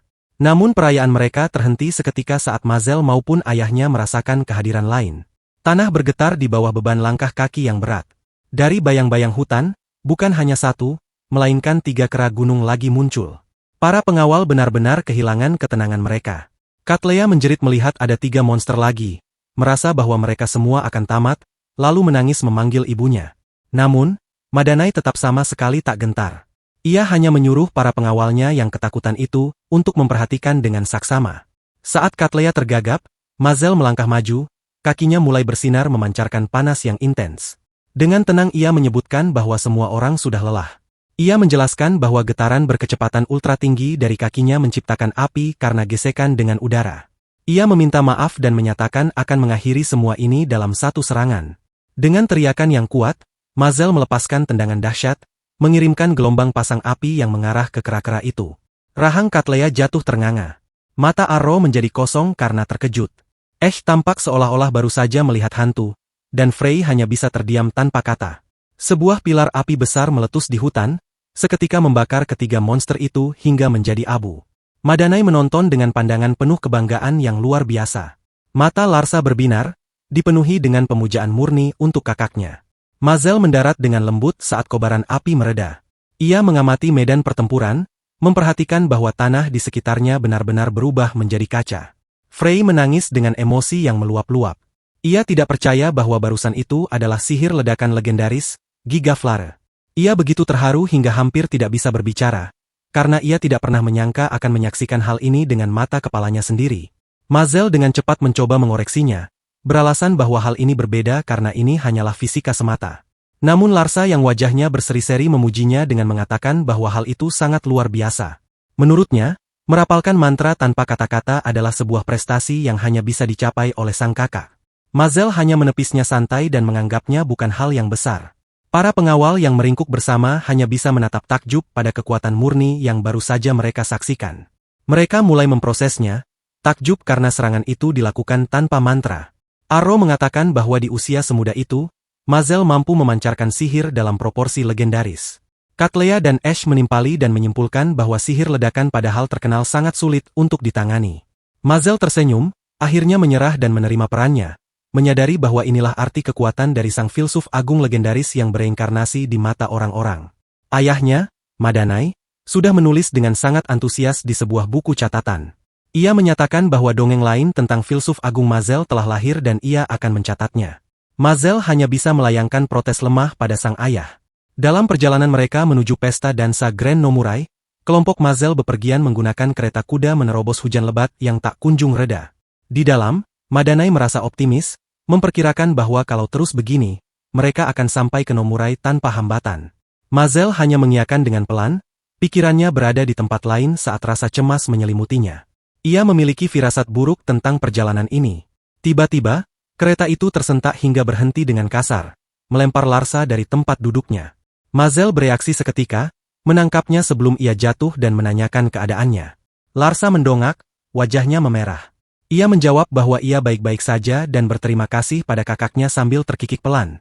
Mazel hanya bisa bertanya-tanya heran karena entah mengapa adiknya itu justru terlihat bahagia. Kereta itu berderit hingga berhenti total, membenarkan kecurigaan Mazel bahwa ada sesuatu yang salah. Panggung telah disiapkan untuk babak baru dalam kehidupan sang filsuf agung. Madanai membuka pintu lebar-lebar, menuntut jawaban atas apa yang sedang terjadi kepada pengawalnya, Katlea. Kepala pengawalnya itu menjawab dengan ketenangan yang meresahkan. Ia menyatakan kelegaannya karena tuannya aman, dan mengatakan bahwa ini bukanlah hal besar. Ia berbalik menghadap penyebab penundaan perjalanan mereka, yakni sekelompok bandit yang tidak berguna. Seorang pria berbadan besar melangkah maju, merasa kesal karena diabaikan. Ia membentak menanyakan apakah mereka mendengarnya. Pemimpin bandit itu menyeringai mengancam. Ia menyuruh mereka menyerahkan barang bawaan dan beras mereka, dan sebagai gantinya ia akan membiarkan mereka hidup. Katlea mencemooh tepat di wajahnya, menganggap ancaman itu sebagai lelucon yang lucu. Para pengawal elitnya, kelompok penghancur tanduk sapi, menghunus senjata mereka. Ia menyuruh para bandit itu enyah karena regunya akan memberikan hadiah khusus untuk lelucon tersebut. Mata pemimpin bandit itu berkedut karena marah. Ia bergumam dengan nada mengancam. Namun kemudian anak buahnya menyadari sesuatu. Mereka menunjuk dan berseru bahwa semua pengawal itu adalah wanita, dan mereka adalah perhiasan yang sangat bagus. Mereka merasa ini adalah waktu yang tepat dan mengajak untuk menangkap para wanita itu. Salah satu anak buah menunjuk ke arah kereta dan meminta izin pada bosnya untuk mengambil gadis kecil itu juga. Larsa menyusut ketakutan. Sang pemimpin menyeringai, mengomentari hobi anak buahnya yang masih sama, tetapi ia tidak keberatan. Mazel mengepalkan tangannya, decakan tajam lolos dari bibirnya. Tawa pemimpin bandit itu menggema di tengah hujan. Ia memutuskan untuk mengambil kedua anak itu juga, karena mereka menginginkan tanah kekuasaan mereka sendiri. Tatapan Katlea berubah sedingin es. Ia menantang ucapan bandit itu. Madanai melangkah keluar dari kereta, meletakkan tangan di bahu Katlea. Dengan pedang terhunus, ia memberikan jawaban terakhir mereka. Ia menyatakan bahwa bahkan seekor monyet pun bisa mengerti bahwa mereka dengan sopan menolak tawaran itu. Wajah sang pemimpin berubah menjadi seringai jahat. Ia memerintahkan anak buahnya untuk menyerang, menangkap para wanita dan anak-anak hidup-hidup, tetapi menghabisi para pria. Ia mengaum saat anak buahnya menyerang ke depan. Katlea terkejut, memperingatkan sang penguasa feodal bahwa ia terlalu memaksakan diri untuk bertarung. Seorang bandit mengayunkan senjatanya dengan membabi buta ke arah Madanai, tetapi serangannya dengan mudah ditangkis. Dengan satu serangan yang mudah, Madanai menebas pria itu. Ia menganggap hal ini konyol dan memelototi preman yang tersisa. Baginya, para pencuri ini hanyalah seperti orang-orangan sawah. Katlea menghela nafas lega, merasa tenang jika situasinya seperti itu. Ia dengan cepat mengambil alih komando dan memanggil Frey. Mendengar panggilannya, Frey dan Larsa mulai merapalkan mantra secara serempak. Energi magis berputar di sekitar mereka. Mazel memperhatikan Larsa, menyadari pola sihir rumit yang terbentuk di matanya. Simbol itu menyala dengan kekuatan yang luar biasa. Bersama-sama, mereka melepaskan mantra mereka, yakni bola api dan tombak api. Serangan gabungan itu meletus dalam ledakan dahsyat, menelan para bandit dalam semburan api. Panik, sang pemimpin berteriak pada anak buahnya agar tidak bingung dan menyuruh mereka menembakkan busur mereka. Dalam kekacauan itu, seorang pemanah yang ketakutan melepaskan anak panah, dan tanpa sengaja menembus punggung bosnya sendiri. Bosnya menjerit kesakitan, memaki anak buahnya dan mempertanyakan apa yang sedang ia lakukan. Sang pemimpin menggertakkan giginya menahan sakit, mengutuk betapa bodohnya tindakan itu. Berdiri di atas para bandit yang kalah, Madanai membual, menyatakan bahwa ia bahkan tidak perlu menunjukkan keajaiban dari sang filsuf agung Mazel. Pemimpin itu jatuh berlutut, memohon belas kasihan. Ia mengakui kesalahannya, memohon karena ini sudah keterlaluan. Ia berjanji akan membuka lembaran baru, begitu pula dengan anak buahnya, jadi ia memohon agar setidaknya nyawa mereka diampuni. Madanai menatapnya ke bawah, mempertimbangkan permohonannya. Ia bergumam mengerti, dan mengatakan bahwa jika ia bersikeras kali ini, ekspresinya tiba-tiba mengeras dan ia berseru bahwa ia hanya bercanda. Saat ia berteriak, tanah mulai bergetar dan retak. Sesuatu meletus dari bumi. Tanaman rambat yang tebal dan kuat melesat keluar dari tanah. Sebelum ia bisa bereaksi, tanaman rambat itu mulai menjerat Katlea. Wanita itu mengumpat, tetapi ia dengan cepat diikat dan diangkat ke udara. Mazel menonton dengan ngeri dan berteriak. Dalam sekejap, semua pengawal dan bahkan Madanai ditangkap, tak berdaya melawan tanaman monster itu. Pemimpin bandit itu mendongakkan kepalanya ke belakang dan tertawa terbahak-bahak. Ia mengejek mereka sebagai orang idiot karena membiarkan pertahanan mereka turun. Anak buahnya yang tersisa menyorakinya, memuji bos mereka memang yang terbaik. Namun, tanaman rambat itu juga menangkap anak buahnya sendiri. Ia menggerutu mempertanyakan mengapa mereka juga ikut tertangkap. Ia menyadari bahwa monster tidak bisa membedakan antara teman dan musuh. Ia berbalik, membunyikan buku-buku jarinya saat ia menghadapi dua orang yang tersisa. Ia menyatakan bahwa sekarang yang tersisa hanyalah anak-anak nakal ini. Mazel memanggilnya dengan tenang, bertanya mengapa bandit itu tidak mengikat mereka juga. Pemimpin itu mencemooh, mengatakan bahwa ia tidak perlu repot-repot menangkap dua anak nakal. Ekspresi Mazel menggelap. Ia memastikan apakah benar begitu. Jika memang begitu, ia menyatakan bahwa bandit itu telah salah perhitungan. Matanya menyala dengan amarah yang dingin. Ia mengancam bahwa jika bandit itu berani menyentuh siapapun, ia tidak akan memaafkannya. Pemimpin bandit itu meraih Madanai, menodongkan pisau ke lehernya. Ia memperingatkan bocah itu untuk tidak bergerak. Ia tahu bocah itu seharusnya adalah sang filsuf agung, tetapi jika ia bergerak sedikit saja, bandit itu akan menghabisi ayahnya. Madanai meronta, berteriak menyuruh putranya untuk tidak melakukan apapun. Mazel mengabaikan ancaman itu dan menanyakan pertanyaan aneh, apakah bernafas juga tidak diperbolehkan? Bandit itu terkejut. Ia bertanya pada Madanai apakah anaknya itu serius, sebelum kembali menatap Mazel. Ia menyatakan bahwa jika hanya bernafas, bocah itu boleh melakukan apapun yang ia mau. Mata Madanai terbelalak menyadari sesuatu. Seringai percaya diri menyebar di wajahnya. Sambil tertawa pelan, ia menyatakan bahwa ia menantikan hal tersebut. Pemimpin bandit itu kebingungan. Ia memanggil Pak Tua itu, menanyakan apakah ia sudah gila karena masih berbicara seperti itu dalam situasi ini. Mazel menyatakan dengan datar bahwa ia hanya akan bernafas. Pemimpin itu mengibaskannya dengan nada meremehkan, membiarkannya melakukan semaunya. Mazel menarik satu nafas dalam-dalam. Saat salah satu bandit yang ditangkap merengek, pemimpin itu memerintahkan bawahannya untuk mengawasi anak itu terlebih dahulu. Dengan mata tertutup, Mazel berdiri diam sempurna, memusatkan nafasnya sementara Larsa melihatnya dengan kebingungan. Tiba-tiba, para bandit menyadari adanya perubahan di udara. Mereka melapor pada bosnya bahwa udara entah bagaimana menjadi lebih dingin, dan hal ini terasa aneh. Sang pemimpin merasakan hawa dingin merambat di tulang belakangnya, keringat menetes di alisnya. Ia membenarkan hal itu, menyadari bahwa udara menjadi sangat dingin sejak anak nakal itu mulai bernafas. Ia berbalik untuk menghadapinya dan memanggil bocah itu. Namun semuanya sudah terlambat. Kabut beku mulai berputar di sekitar tubuh pemimpin bandit itu. Dalam sekejap, pecahan es bergerigi meletus di sekitarnya, membungkusnya sepenuhnya. Mazel tetap berdiri, pekerjaannya selesai. Para bandit yang tersisa menatap tak percaya. Suara mereka bergetar ketakutan saat melihat bos mereka membeku. Mazel perlahan menghembuskan nafas, gumpalan udara beku keluar dari bibirnya. Madanai dan Larsa sangat gembira.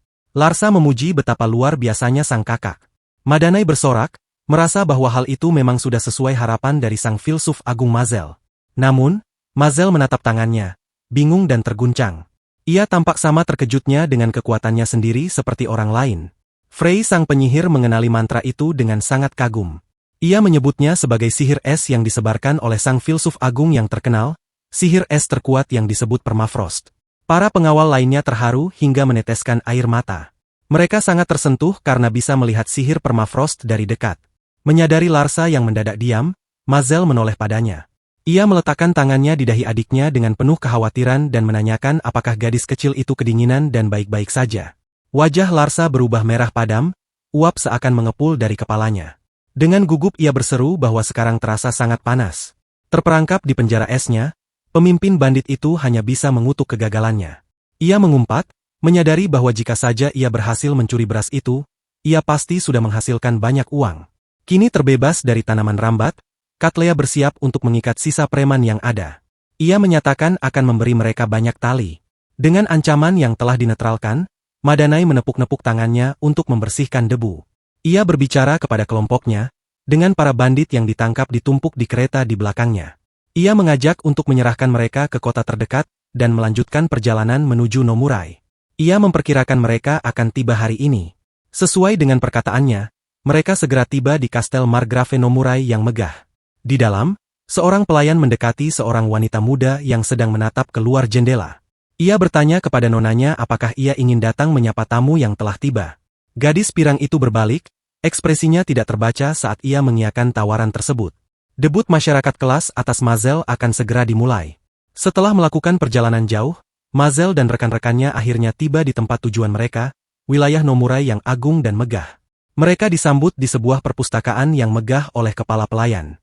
Dengan senyum sopan ia mengucapkan terima kasih atas kedatangan mereka, memperkenalkan dirinya sebagai Meisa, dan meminta mereka untuk tidak ragu meminta bantuannya. Di dalam, Mazel memberitahukan rencananya kepada kepala pelayan tersebut. Ia mengatakan bahwa untuk sementara waktu, ia akan membaca buku di sana, dan meminta Meisa untuk menjaga Larsa. Meisa mengangguk mengerti. Larsa menatap kakaknya dengan mata memelas, menanyakan apakah kakaknya akan segera kembali ke kamarnya. Mazel, yang lengah oleh keimutannya, tergagap mengiyakan. Setelah Larsa diurus, Mazel duduk untuk belajar dengan tenang di sore hari. Menghadapi tumpukan buku, ia membunyikan buku-buku jarinya, siap untuk menyelami bacaannya. Tepat saat ia baru saja memulai, seorang gadis pirang yang membawa tumpukan bukunya sendiri berjalan melewati mejanya. Mazel mendongak, merasa tertarik, dan memanggil gadis itu. Gadis itu berhenti, melirik ke arah buku teks Mazel yang rumit dan bertanya apakah ia memahami isinya. Mazel langsung mengenalinya, berpikir dalam hati bahwa gadis ini pastilah orang yang mengundang mereka ke pesta dansa hari ini. Ia kemudian tersenyum percaya diri dan membenarkan bahwa ia memahaminya, tetapi menambahkan bahwa ia tidak akan bisa memahaminya tanpa mengetahui definisi serbendi. Yang mengejutkannya, gadis itu menarik kursi dan duduk tepat di mejanya. Dalam hati, Mazel panik karena gadis itu duduk di sampingnya. Gadis itu memperkenalkan dirinya lebih dulu sebagai Aira. Ia kemudian menanyakan nama Mazel, yang membalas dengan menggunakan nama keluarganya sebagai alias. Ia memperkenalkan dirinya sebagai Eluran, dan mengatakan senang bertemu dengannya. Ia kemudian bertanya apa yang sedang Aira baca. Aira menunjukkan padanya sampul bukunya, yang berjudul, Segala Hal Tentang Filsuf Agung Mazel. Mazel membeku, benar-benar terkejut. Melihat reaksinya, Aira menanyakan apakah ia baik-baik saja. Mazel nyaris tak bisa menelan ludah dan membenarkannya. Aira tersenyum hangat dan bertanya apakah pemuda itu tertarik pada sang filsuf agung. Ekspresinya tiba-tiba berubah sangat serius saat ia menyatakan bahwa itu bukan sesuatu yang hanya sekadar membuatnya tertarik. Wajahnya kemudian berseri-seri dengan pemujaan murni, dan ia mendeklarasikan bahwa sang filsuf agung Mazel adalah hidupnya, segalanya baginya.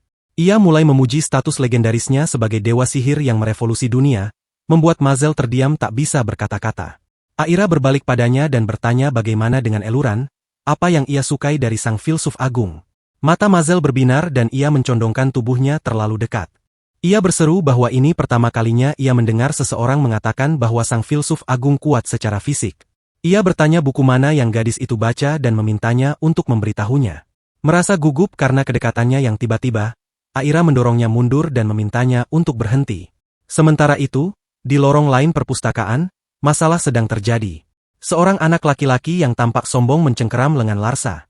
Larsa memohon agar dilepaskan, namun anak laki-laki itu membentaknya agar tidak melawan. Kepala Mazel berputar saat mendengar suara pertengkaran itu dan memanggil nama Larsa. Dengan air mata berlinang di matanya, Larsa menangis memanggil kakaknya. Amarah dingin memenuhi mata Mazel. Dalam sekejap, ia berteleportasi melintasi perpustakaan, merebut Larsa dari cengkeraman anak laki-laki itu dan menggendongnya dengan aman. Si penindas hanya bisa menatap terkejut. Mazel memeluk adiknya dengan lembut dan menanyakan keadaannya. Larsa tersipu malu dan mengangguk membenarkan. Sambil berlindung dalam pelukan kakaknya, Larsa melihat ke arah gadis pirang itu dan bertanya pada kakaknya siapa dia. Aira melangkah maju dan memperkenalkan dirinya. Kakaknya menjelaskan bahwa gadis itu adalah Aira, orang yang seharusnya mereka temui. Larsa tersenyum cerah, memuji gadis itu menggemaskan. Aira terkejut dengan pujian dari adik Loran tersebut.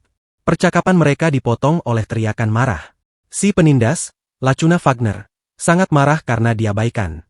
Ia membentak mereka agar tidak mengabaikannya dan menyebutkan namanya, Lacuna Wagner. Ia membusungkan dadanya dan sesumbar bahwa di usianya ini, kekuatan magisnya sudah mencapai 100, dan sihirnya melampaui para penyihir. Ia kemudian mencoba bermain dengan kerendahan hati palsu. Sambil berlagak, ia pura-pura mengatakan bahwa ia sudah terlalu banyak bicara. Ia berpose, berpura-pura rendah hati, dan mengatakan bahwa ia tidak ingin terlalu menonjol. Mazel benar-benar mengabaikannya, beralih ke para gadis dan mengajak mereka pergi. Panik, Lacuna berteriak menyuruh mereka menunggu. Mata Lacuna memindai Aira dan Larsa dengan tatapan serakah di wajahnya. Ia menyeringai dan mengumpat, memuji betapa manisnya gadis-gadis itu. Ia menyatakan tidak peduli siapa pemuda itu, tetapi ia memilih kedua gadis itu untuk menjadi selirnya. Aira menatapnya dengan rasa jijik yang murni. Mazel tidak bisa menahan diri dan tertawa terbahak-bahak. Larsa menegurnya dengan lembut, mengatakan bahwa tertawa seperti itu tidak sopan. Namun Mazel masih berusaha menahan tawanya. Merasa terhina dan marah, Lacuna membentak dan menanyakan apakah mereka tidak tahu siapa dirinya. Tepat pada saat itu, sebuah suara tenang memecah ketegangan, meminta maaf karena telah membuat Larsa menunggu. Itu adalah Meisa, sang kepala pelayan. Ia tiba dan segera menyadari kehadiran Aira. Ia menyapa nonanya yang ternyata juga ada di sana. Mata Lacuna menyipit saat ia mengenali seragam pelayan itu. Ia kemudian menyapa Lacuna sebagai putra dari keluarga Wagner. Lacuna memuji pelayan itu sebagai pelayan yang berpendidikan baik. Ia menghubungkan berbagai petunjuk, menyadari bahwa karena pelayan itu memanggil gadis pirang itu, Nona, itu berarti ia adalah keluarga Nomurai. Meisa tersenyum sopan dan membenarkan bahwa hal itu wajar karena ia adalah pelayan keluarga Nomurai. Darah mengalir turun dari wajah Lacuna saat kesadaran yang mengerikan menghantamnya. Aira melangkah maju, sikapnya benar-benar berubah, dan mendeklarasikan identitasnya dengan otoritas yang dingin. Ia menyebutkan namanya sebagai Aira Nomurai. Lacuna tersentak tercekik, berkeringat dingin. Mazel dan Larsa menonton, terpana oleh pergeseran kekuasaan yang tiba-tiba. Aira menatap Lacuna dengan tatapan sedingin es, dan memerintahkan Lacuna Wagner untuk meminta maaf kepada teman-teman dan pelayannya. Lacuna membeku, kesombongannya hancur total. Ia menggertakkan giginya, gemetar di bawah tatapan gadis itu. Memaksakan senyum pedih, ia membungkuk terbalik yang konyol sambil memohon ampun. Mazel hanya melihatnya tanpa terkesan. Setelah meminta maaf, Lacuna bergegas pergi secepat yang kakinya bisa bawa. Meisa membungkuk pada kelompok itu dan meminta maaf atas ketidaknyamanan tersebut. Namun, Aira terfokus pada hal lain. Ia menatap Mazel, akhirnya menghubungkan semua petunjuk yang ada. Ia memanggil nama Mazel dengan ragu-ragu, menanyakan apakah ia adalah Mazel yang dikabarkan memiliki 0 kekuatan sihir. Larsa tersenyum bangga dan membenarkan bahwa kakaknya adalah sang filsuf agung saat ini. Pikiran Aira seketika meledak. Ia langsung meluncurkan pidato yang sama persis seperti sebelumnya, mendeklarasikan bahwa sang filsuf agung Mazel adalah hidupnya, segalanya baginya. Mazel tidak bisa menahan diri untuk tidak berteriak protes karena ia sudah mendengar gadis itu mengatakan hal ini barusan. Mengabaikannya, Aira mendekatkan wajahnya, matanya berbinar. Ia masih tak percaya dan tidak menyangka akan bertemu dengan reinkarnasi sang filsuf agung, dan menyatakan betapa terharunya ia. Mazel menyusut mundur, merasa bahwa gadis itu terlalu dekat dengannya. Benar-benar terpikat, Aira menunjuk ke kursi di sebelahnya dan memintanya untuk duduk. Ia ingin Mazel menceritakan kisahnya. Mazel mencoba meremehkan ketenarannya sendiri, mengatakan bahwa ia tidak sehebat itu dan ia hanya memiliki 0 kekuatan sihir. Namun, Larsa segera membelanya, menolak pernyataan itu dan menyatakan bahwa ia tahu banyak tentang pencapaian luar biasa sang kakak. Aira menambahkan, matanya tajam melakukan analisis. Ia menyatakan bahwa gerakan saat Loran menolong Larsa tadi membuktikan bahwa pemuda itu menggunakan sihir ruang dan waktu. Kedua gadis itu menatapnya dengan keyakinan yang tak tergoyahkan, benar-benar yakin akan kekuatannya. Karena sudah ketahuan, Mazel hanya bisa memberikan tawa yang lemah dan canggung, tidak mampu menyangkal klaim mereka. Malam harinya, pesta dansa besar sedang berlangsung meriah. Aula itu dipenuhi para bangsawan yang berdansa di bawah lampu gantung berkilauan sementara orkestra bermain. Musik memenuhi udara, mengatur suasana yang elegan dan meriah. Mazel, yang kini mengenakan pakaian formal, menikmati pemandangan yang luar biasa itu. Ia melihat sekeliling dengan kagum ketika ia mendengar adiknya memanggilnya. Larsa muncul dengan penampilan yang sangat memukau dalam balutan gaun pesta yang indah. Dengan malu-malu gadis itu menanyakan pendapat sang kakak tentang gaunnya. Mazel memberinya senyum hangat dan acungan jempol, memuji bahwa gaun itu sangat cocok untuknya. Wajah Larsa berseri-seri, merona merah karena bahagia. Sangat gembira, ia memeluk kakaknya, menyatakan kebahagiaannya. Tepat pada saat itu, Aira bergabung dengan mereka, juga berpakaian sesuai acara tersebut. Ia memuji pakaian yang dikenakan kakak beradik itu karena terlihat sangat cocok untuk mereka. Sebuah suara bangga menyela, dan ternyata itu adalah Madanai. Ia dengan bangga menyatakan bahwa anak-anaknya memang pantas untuk dibanggakan. Mazel balas menyeringai padanya, memuji bahwa ayahnya juga terlihat sangat tampan. Namun momen keluarga yang bahagia itu terhenti ketika kepala Mazel berputar dengan cepat. Ia mengenali suara yang memanggil sang ayah. Sebuah suara yang merendahkan terdengar menyapa mereka. Wajah Madanai mengeras saat ia mengenali pria itu. Ia menyapa Lord Wagner yang balas menyeringai. Lord Wagner mencemooh, menyebut Madanai sebagai baron dari keluarga Loran, keluarga yang akhir-akhir ini benar-benar jatuh miskin. Di samping Lord Wagner berdiri putranya yang sombong, Lacuna. Kedua ayah itu saling menatap tajam. Madanai membalas, mempertanyakan apakah pria itu lupa bahwa mereka berdua sama-sama seorang count. Lord Wagner hanya membenarkan hal tersebut. Namun melihat kebuntuan yang tegang itu, Aira mengingat sesuatu. Ia teringat bahwa keluarga Loran dan keluarga Wagner memiliki hubungan yang buruk. Rasa takut menyelimutinya dan ia bertanya-tanya mengapa ia memiliki firasat buruk tentang hal ini. Lord Wagner kemudian mengajukan lamaran yang mengejutkan. Ia dengan rendah hati meminta Lord Loran untuk mengizinkan anak-anak mereka bersaing memperebutkan putri keluarga Nomurai. Mazel tidak percaya dengan apa yang didengarnya. Lacuna Wagner hanya menyeringai, jelas menikmati drama itu. Mazel menatap ayahnya yang terlihat jelas sedang tegang. Bobot situasi ini mulai terasa. Mazel benar-benar terpana oleh keberanian lamaran tersebut. Mata Madanai menyipit saat ia mempertimbangkan tantangan itu. Ia bergumam mengerti. Lord Wagner mendesak keuntungannya, berpura-pura polos. Ia mengatakan bahwa ia tidak mengerti apa maksud Madanai dan berharap tidak ada masalah di sini. Tiba-tiba, suara baru memanggil Mazel dan Aira. Seorang pria baik hati berkacamata mendekati mereka. Ia memperkenalkan dirinya dengan senyum hangat sebagai Riche Nomurai dan menyapa teman baru Aira. Baik Madanai maupun Lord Wagner segera menunjukkan rasa hormat mereka, memanggilnya Lord Nomurai, namun Riche mengatakan tidak perlu terlalu formal. Mazel menyadari dengan siapa ia berbicara, dan menyimpulkan bahwa pria itu pastilah ayah Aira. Ia jelas merupakan sosok berpengaruh yang mampu mengumpulkan begitu banyak orang penting di pesta dansa itu. Lord Nomurai mengalihkan perhatiannya pada Madanai.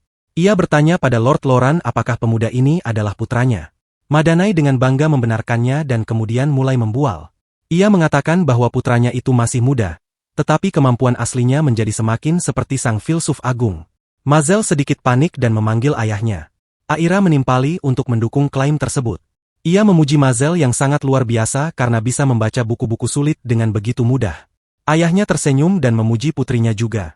Mendengar semua pujian ini, Lord Wagner mendengus meremehkan. Ia menyela, berbicara langsung kepada Lord Nomurai. Dengan segala hormat ia menyatakan bahwa meskipun bocah itu bisa membaca buku-buku sulit, itu tidak menutupi fakta bahwa ia memiliki 0 kekuatan sihir. Ia mengulurkan tangannya saat sebuah ide jahat terbentuk di kepalanya. Ia kemudian mengusulkan bagaimana kalau mereka mengadakan duel sihir antara putra Lord Loran dan putranya. Tantangan itu menggantung di udara, diarahkan langsung pada Mazel. Lacuna menatapnya tajam dengan ekspresi sombong di wajahnya. Madanai dan Lord Nomurai sama-sama terkejut dengan lamaran itu. Lord Wagner mengejek mereka. Ia yakin bahwa putra Madanai, sang filsuf agung, pasti bisa menangani duel sederhana. Atau, ia bertanya apakah ada sesuatu yang coba mereka sembunyikan. Madanai dengan marah menolak dan mengatakan bahwa malam ini adalah pesta dansa, bukan waktunya untuk memamerkan sihir. Lord Nomurai mencoba meredakan situasi karena ia tentu saja tidak ingin ada tamu yang terluka. Namun Wagner menepis kekhawatirannya.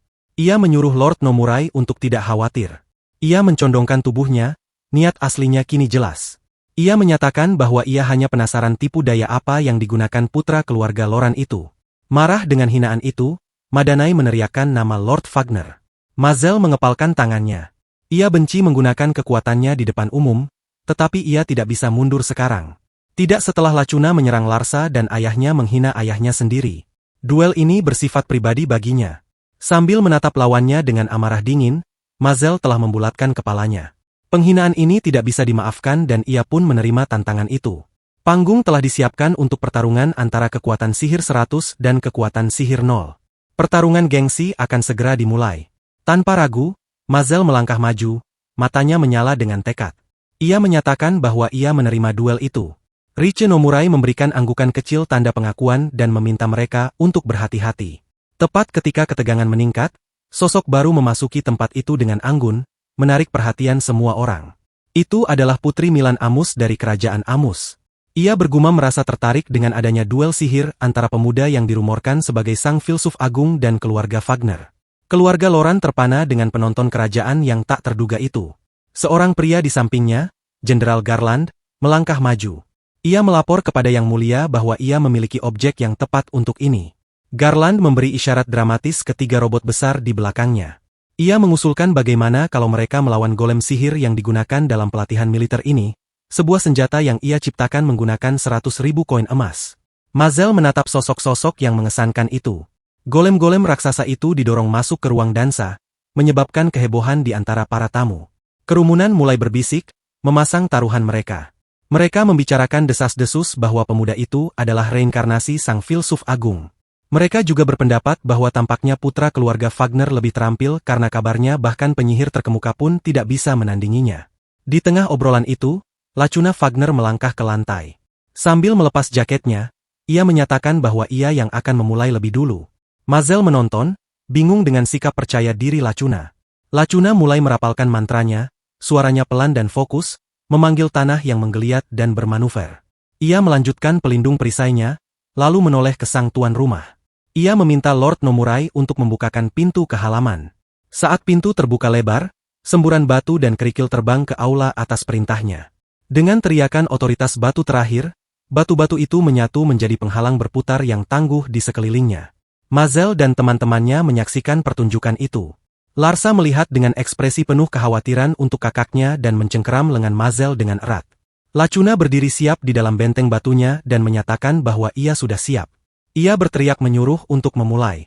Mazel hanya berdecak kesal sebagai tanggapan. Jenderal Garland mengangkat tangannya, secara resmi memulai pertandingan. Ia mengatakan duel sihir dimulai dengan penyerang pertama Lacuna Wagner. Sensor optik golem menyala. Seketika, mesin-mesin raksasa itu menyatu pada Lacuna, tangan terangkat untuk menyerang. Lacuna mendengus, sama sekali tak gentar. Pukulan golem menghantam penghalangnya, tetapi batu-batu yang berputar itu bertahan kuat, menyerap dampaknya. Dengan kendali tuli, Lacuna dengan ahli menangkis setiap pukulan yang dilontarkan golem ke arahnya. Larsa terkesiap kagum, sementara Aira berseru bahwa pemuda itu menangkis serangan golem sihir hanya dengan menggunakan batu. Aira memperhatikan gaya sihir yang lebih kasar, tetapi Larsa justru terpikat. Ia tidak pernah menyangka kendali sihir bisa seindah itu. Namun, Mazel memiliki pandangan berbeda. Golem-golem itu menekan serangan mereka, mencoba menghancurkan pertahanan batu Lacuna dengan kekuatan kasar. Seorang tamu berseru memperingatkan bahwa putra keluarga Wagner itu dikepung, tetapi Madanai menyeringai penuh arti. Ia mengatakan bahwa orang-orang itu tidak mengerti apa-apa, dan menjelaskan bahwa sihir Lacuna yang sebenarnya adalah serangan balik. Tiba-tiba, suara benturan keras bergema di seluruh aula. Lacuna meledak dari puing-puing, mengubah pertahanannya menjadi serangan yang menghancurkan. Madanai menyelesaikan kalimatnya dengan puas. Lengan golem benar-benar hancur dan jatuh bergemerincing ke lantai. Bahkan Mazel pun tampak sedikit terkesan dengan langkah tersebut. Jenderal Garland benar-benar terpukau karena salah satu golem sihirnya hancur. Golem yang terbuat dari bahan orichalcum, yang kuat terhadap serangan fisik dan sihir, begitu mudah dikalahkan. Menguasai dirinya, Garland menepuk bahu Lacuna dan memuji sihirnya yang luar biasa, serta berterima kasih. Matanya kemudian beralih, mengunci target berikutnya. Ia menoleh ke Mazel. Ia mengatakan bahwa giliran Mazel Loran selanjutnya, dan menanyakan apakah ia sudah siap. Ekspresi Mazel tenang dan tegas saat ia mengiyakan. Larsa praktis bergetar karena kegembiraan. Ia sangat menantikan sihir kakaknya sekarang dan yakin aula ini pasti akan terpesona. Aira dengan gugup mengatakan padanya bahwa itu agak berlebihan. Jenderal Garland mendengus meremehkan. Ia merendahkan Mazel, lalu menantang pemilik reinkarnasi dari sang filsuf agung yang dikagumi itu untuk menunjukkan kemampuannya. Dengan raungan, Garland memberikan perintah untuk memulai. Golem yang tersisa aktif, mata mereka bersinar dengan cahaya yang mengancam. Salah satu menerjang maju, tinjunya yang besar diarahkan langsung ke Mazel. Dalam sekejap mata, Mazel lenyap. Golem-golem itu, yang tidak mampu menghentikan momentum mereka, saling bertabrakan dengan bunyi logam yang memekakkan telinga. Kerumunan berteriak kebingungan karena pemuda itu menghilang, namun seseorang menyadari bahwa ia ada di atas. Mazel membalik dengan anggun di udara, melayang di atas mesin-mesin kikuk itu. Putri Milan menonton, ketenangannya hancur oleh keterkejutan. Mazel mendarat dengan sempurna di kepala golem, tidak mengeluarkan suara. Ketidakhormatan yang ditunjukkan kepada keluarganya terlintas di benak Mazel. Jika itu hanya padanya, ia tidak masalah. Tetapi mereka memperlakukan Larsa dan ayahnya dengan tidak adil. Ia merasa harus membalas mereka. Ia pun beraksi, menggunakan satu golem sebagai batu loncatan untuk menendang golem lainnya. Ia menyelesaikan pemikirannya saat ia mengayunkan tinjunya ke dada golem. Ia yakin itu bukan masalah besar.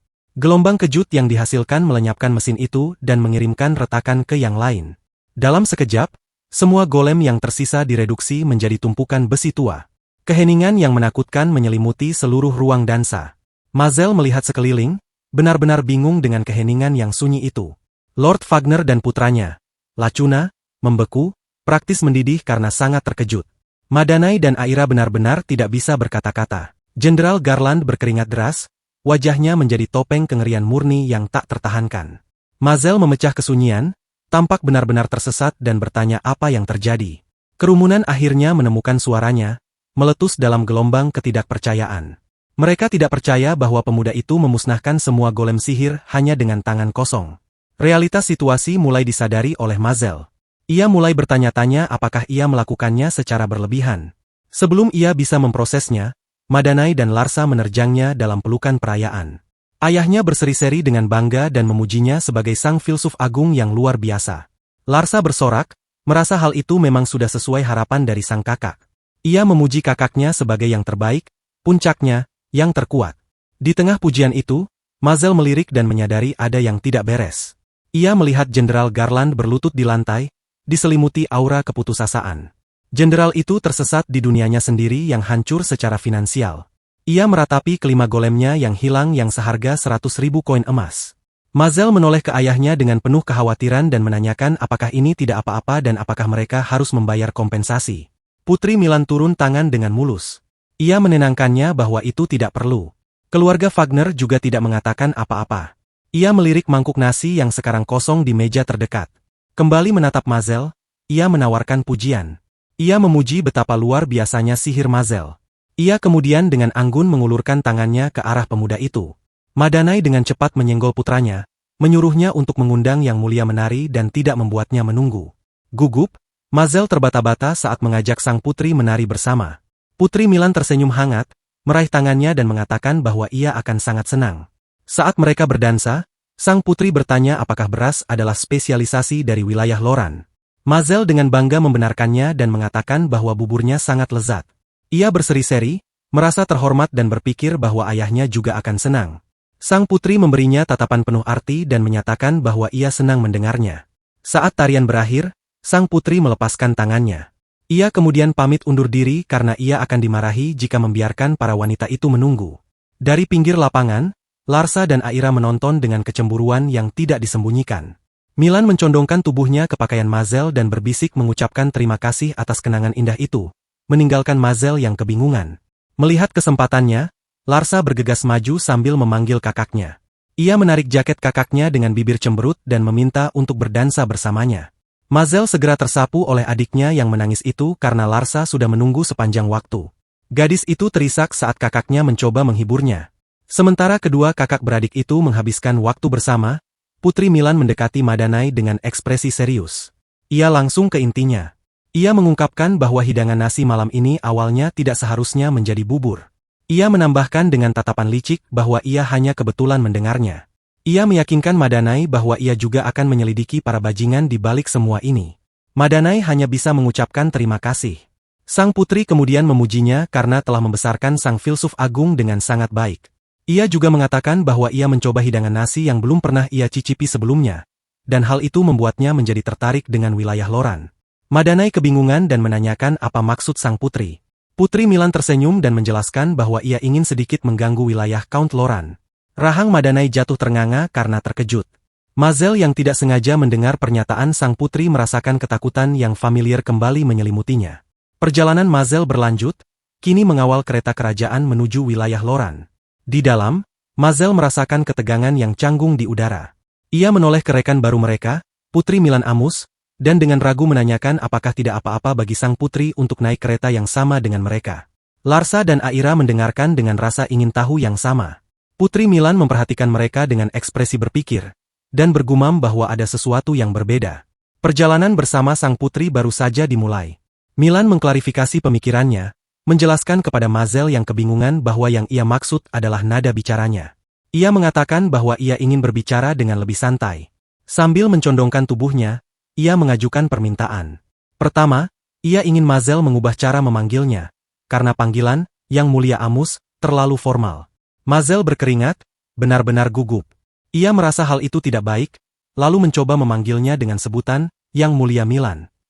Ia mencoba lagi, kali ini menghilangkan gelarnya dan hanya memanggilnya, Milan. Namun sebelum sang putri bisa merespon, Aira berteriak protes dengan penuh semangat. Ia bersikeras agar sang putri tetap dipanggil dengan gelar, Putri Milan. Sang putri menghela nafas dengan tatapan datar, menunjukkan hal yang sudah jelas dengan menanyakan bukankah panggilan itu justru lebih formal. Argumen Aira pun seketika mengempis. Larsa, mencoba membantu, ikut campur. Ia tergagap, mengatakan bahwa hal itu tidak terduga karena seorang putri biasanya sulit didekati. Ia menambahkan bahwa ada banyak sekali pria yang ingin lebih dekat dengan seseorang secantik Putri Milan. Milan menyeringai tanpa gentar, menyatakan bahwa hal itu tidak mengganggunya. Namun, ia tidak menyangka pria seperti sang filsuf agung akan mengatakan hal seperti itu. Ia menggoda Mazel dengan mengatakan bahwa jika mereka sedikit lebih dekat, pemuda itu mungkin akan disebut playbau. Larsa, yang sama sekali tidak menangkap maksud sang putri, berseru dan bertanya pada kakaknya apakah ia menyukai wanita yang setahun lebih tua darinya. Tiba-tiba, seorang ksatria berkuda muncul di jendela kereta dan memanggil Tart. Ksatria itu, Tart, menyampaikan peringatan yang suram, memberitahu Yang Mulia bahwa ada bandit di luar sana, dan memintanya untuk tidak keluar dari kereta. Milan mengintip keluar, merasa tertarik daripada takut. Ia menanyakan di mana para bandit itu, lalu memindai jalan di depannya, namun tidak melihat apa-apa. Sebuah pekikan dari atas menjawab pertanyaannya saat para bandit penunggang Wife turun dari langit. Pemimpin mereka mengatakan kedatangan kelompoknya dengan seringai gila. Ia menyatakan bahwa mereka adalah bandit Huri, dan menuntut agar mereka menyerahkan putri kerajaan Amus beserta semua uang mereka. Di darat, Tart dengan tenang memasang anak panah. Ia menatap tajam ke atas, busurnya siap. Ia memperingatkan para bandit itu untuk pergi sebelum mereka terluka. Pemimpin bandit itu hanya tertawa dan menantang, memberi perintah untuk menyerang dan mengatakan bahwa mereka akan melihat siapa yang justru akan terluka nanti. Tart beraksi, meneriakkan perintah kepada para ksatrianya untuk membentuk regu anti udara dan bertahan. Hujan anak panah melesat ke langit.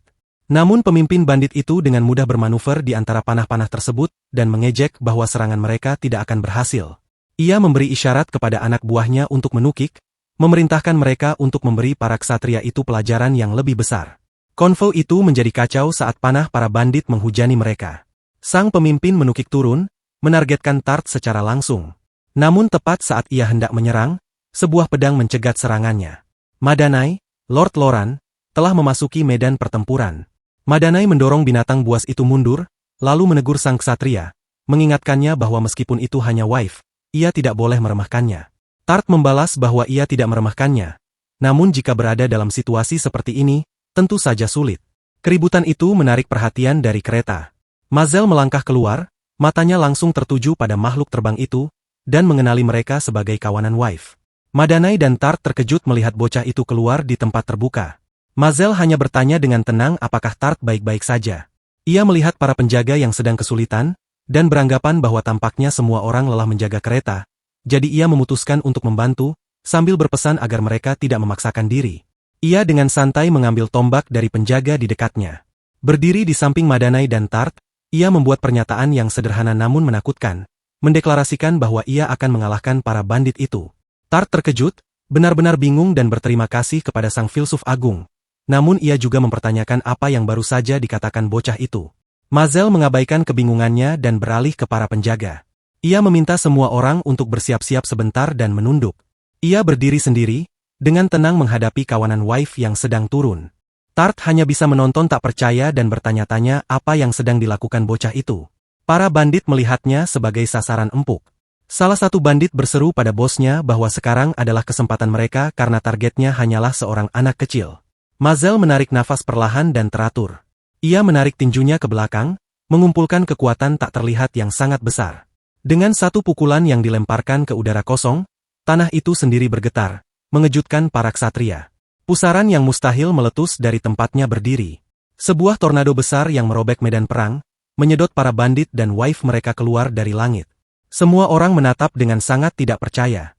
Frey mengenali mantra legendaris itu dan bergumam seakan sedang bermimpi, karena itu adalah sihir bencana yang terkenal, yakni tornado krisis.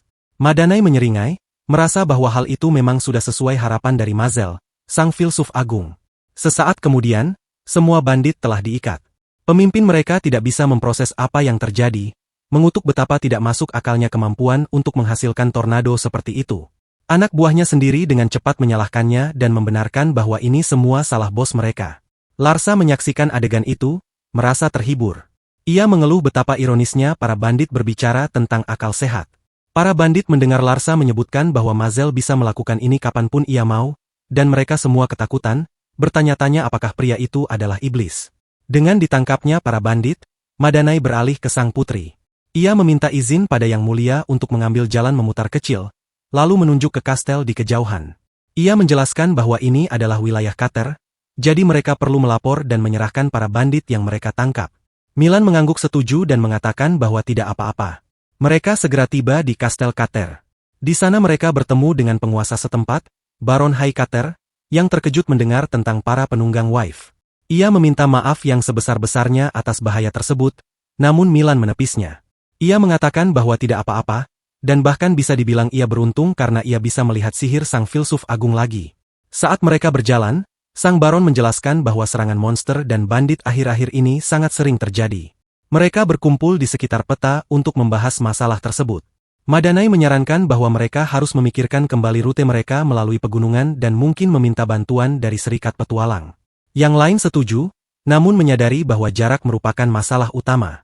Seseorang menyeletuk bahwa seandainya saja mereka bisa membangun terowongan melalui wilayah Kater sebagai penghubung. Mendengar hal ini, sebuah ide mulai terbentuk di benak Mazel. Sebuah terowongan. Malam harinya, Mazel menyelinap pergi dari kastel. Ia menemukan tebing padat dan besar yang menghalangi jalan. Ia merasa bahwa ini adalah tempat yang bagus. Ia mengambil posisi kuda-kuda rendah. Mengambil nafas dalam-dalam, ia mulai berkonsentrasi. Ia memusatkan seluruh kekuatannya ke telapak tangannya yang terbuka. Monolog internalnya mengungkapkan prosesnya. Fokus, aktifkan sel-sel, tutup pikiran, dan saring kekuatannya. Di bawah cahaya bulan yang pucat, sebuah ledakan dahsyat menghancurkan sisi gunung. Saat asap menghilang, sebuah terowongan yang sangat besar dan terpahat sempurna telah dibuat menembus gunung. Mazel berdiri di pintu masuk, tampak kerdil di hadapan ciptaannya sendiri. Ia melihat kembali hasil karyanya dengan senyum bangga dan merasa puas. Kedamaian pagi hari hancur saat Baron High Kater menerobos masuk ke ruangan dengan tampak sangat kelelahan dan ketakutan. Ia berseru bahwa ini sangat mengerikan, mengganggu Mazel dan Putri Milan yang sedang makan dengan tenang. Putri Milan mendongak, merasa kesal dan menanyakan ada apa dengannya sepagi ini. Sang Baron segera meminta maaf karena mengganggu Yang Mulia, lalu menjelaskan bahwa hal yang mengerikan telah terjadi. Ia memimpin seluruh kelompok, termasuk para pengawal penghancur tanduk sapi dan para ksatria Milan, ke lokasi gangguan tersebut. Mereka semua berdiri dalam keheningan yang tercengang di depan terowongan besar yang terpahat sempurna yang mengarah ke sisi gunung. Sang Baron tidak mempercayai matanya sendiri dan bergumam bahwa terowongan ini diselesaikan hanya dalam satu malam. Mata Ash berbinar karena kegembiraan, mengenali ini sebagai sihir teknik mesin legendaris, Midgard Slange. Putri Milan beralih ke Sang Baron, merasa skeptis, dan bertanya dengan serius apakah ini benar-benar diselesaikan hanya dalam satu malam. Sang Baron hanya mengangguk mengiyakan. Seketika, Semua mata tertuju pada Mazel.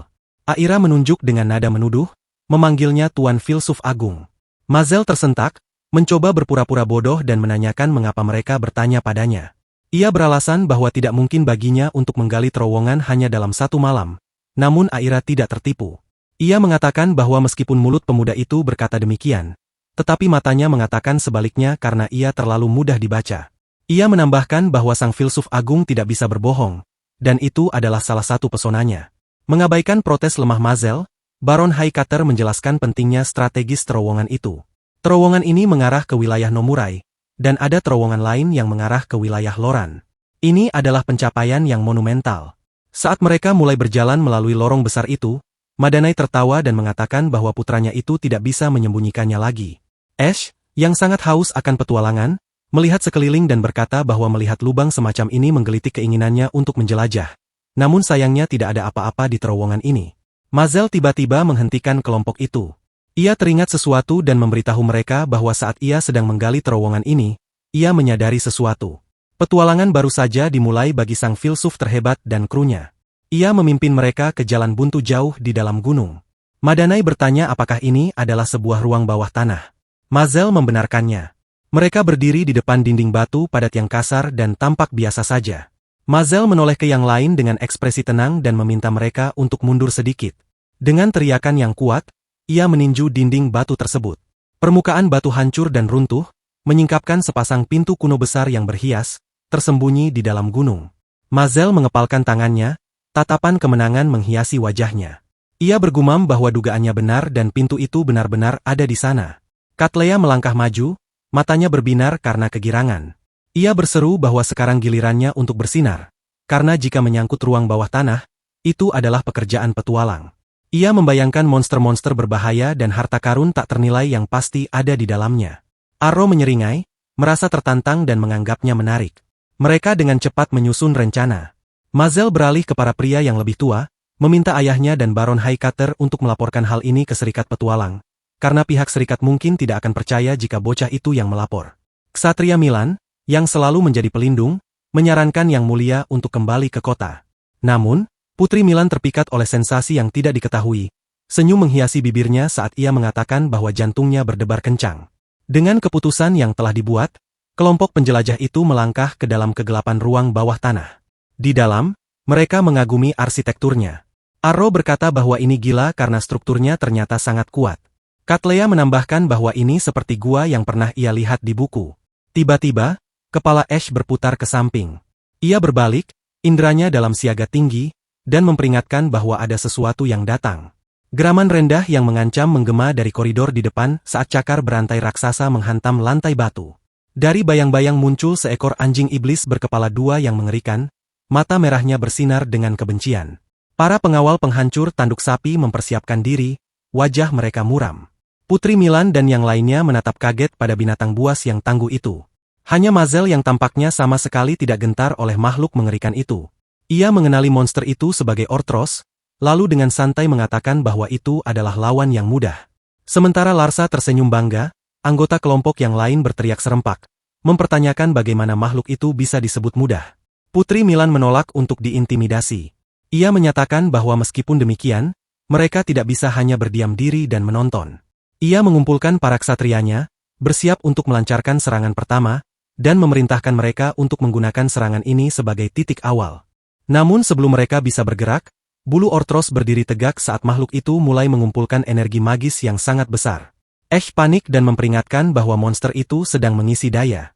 Katlea dengan putus asa berteriak kepada penyihir mereka, Frey, untuk menggunakan sihir apa saja, karena ia lupa mantra untuk bertahan dari api binatang buas magis. Saat binatang buas itu bersiap untuk melepaskan serangan mematikan, Mazel dengan tenang mengangkat tangan dan mengucapkan satu kata, menyuruhnya pergi. Serangan api Orthros yang menghancurkan itu langsung menghilang menjadi kepulan asap yang tidak berbahaya. Binatang buas itu dibiarkan kebingungan dan Katlea hanya bisa berbisik, mempertanyakan apa yang baru saja terjadi. Rahang Frey jatuh ternganga dalam kekaguman yang mutlak. Ia mengenali sihir itu sebagai sihir serangan balik legendaris yang menarik semua serangan dan memblokir pergerakan lawan, yang disebut serangan balik utama. Ia tidak pernah menyangka akan melihatnya secara langsung. Melihat kesempatan mereka, ia berteriak bahwa ini adalah kesempatan mereka dan mengajak kelompoknya untuk maju. Kelompok itu bergerak maju untuk menyerang monster yang sedang tertegun tersebut. Para penjaga dan petualang melepaskan serangkaian pukulan ke arah Orthros yang tidak berdaya itu. Mereka membanjiri binatang buas itu dengan serangan yang terkoordinasi sempurna. Dengan bunyi gedebuk yang berat, monster berkepala dua itu pingsan ke lantai, berhasil dikalahkan. Cattleya mengatur nafasnya, masih memproses apa yang baru saja terjadi, lalu berseru bahwa mereka berhasil. Seluruh kelompok itu menonton, kelelahan, namun menang. Frey membungkuk sambil terengah-engah, berkata bahwa mereka masih berada di lantai pertama, tetapi sudah ada binatang buas magis. Ia merasa sangat kelelahan. Ash setuju dan mengatakan bahwa mereka mungkin membutuhkan seorang penyembuh. Mazel tersenyum dan melangkah maju sekali lagi, menawarkan diri untuk menyembuhkan mereka. Cahaya lembut menyapu kelompok itu. Cattleya takjub karena luka-lukanya telah sembuh. Ash merasakan kekuatannya kembali, bahkan kelelahannya pun hilang. Frey sekali lagi terpesona. Ia mengenali ini sebagai sihir perawatan legendaris yang disebut Dr. Grand. Putri Milan merasa benar-benar segar kembali, sementara Larsa mencium aroma yang menyenangkan. Mazel mencoba meremehkan kemampuannya yang setingkat dewa itu, bersikeras bahwa itu hanyalah keringat. Kelompok itu menatapnya, benar-benar tercengang oleh kekuatannya. Mazel dengan cepat mengubah topik pembicaraan. Ia mengajak mereka untuk segera bergerak dan melanjutkan perjalanan karena ia merasa tidak banyak monster di depan sana. Mengikuti arahannya, mereka segera tiba di pintu besar lainnya. Cattleya langsung mengenalinya dan berseru bahwa ini adalah ruang bos. Dengan derit yang berat, pintu-pintu kuno itu terbuka lebar. Mereka melangkah ke dalam ruangan kosong yang luas. Mazel melihat sekeliling dengan bingung karena tidak ada siapa-siapa di sana. Matanya tertuju pada sebuah baju zirah yang teronggok di lantai. Tiba-tiba, potongan-potongan baju zirah itu mulai berderak dan bergetar. Dengan bunyi dentangan logam, baju zirah itu merakit dirinya sendiri, bangkit sebagai ksatria perak yang tangguh. Cattleya berteriak ketakutan saat melihat ksatria perak itu. Baju zirah animasi itu berdiri siap untuk bertempur, helmnya yang kosong menatap tajam ke arah para penyusup. Tanpa peringatan, ksatria perak itu menyerang, membuat kelompok itu bergegas lari menyelamatkan diri mereka. Saat semua orang panik, Mazel menonton dengan senyum tenang. Ia menganggap bahwa itu adalah lawan yang mudah. Anggota kelompoknya yang ketakutan berteriak membalasnya, mempertanyakan bagaimana mungkin makhluk itu bisa dianggap mudah. Jauh di dalam ruang bawah tanah, kelompok itu berhadapan langsung dengan bos terakhir, sesosok ksatria perak raksasa yang pendiam. Mazel bersiap untuk turun tangan, tetapi sebuah tangan menghentikannya. Cattleya dan yang lainnya melangkah maju, penuh tekad. Ia meminta sang filsuf agung untuk mundur, mengatakan bahwa tidak keren jika mereka selalu mengandalkannya. Makhluk ini kebal terhadap serangan fisik dan sihir, tetapi jika mereka bekerja sama, mereka mungkin bisa mengalahkannya. Larsa mencengkeram tongkatnya, matanya berbinar penuh tekad. Ia merasa bahwa ini adalah kesempatannya untuk akhirnya mendapatkan pengakuan dari sang kakak.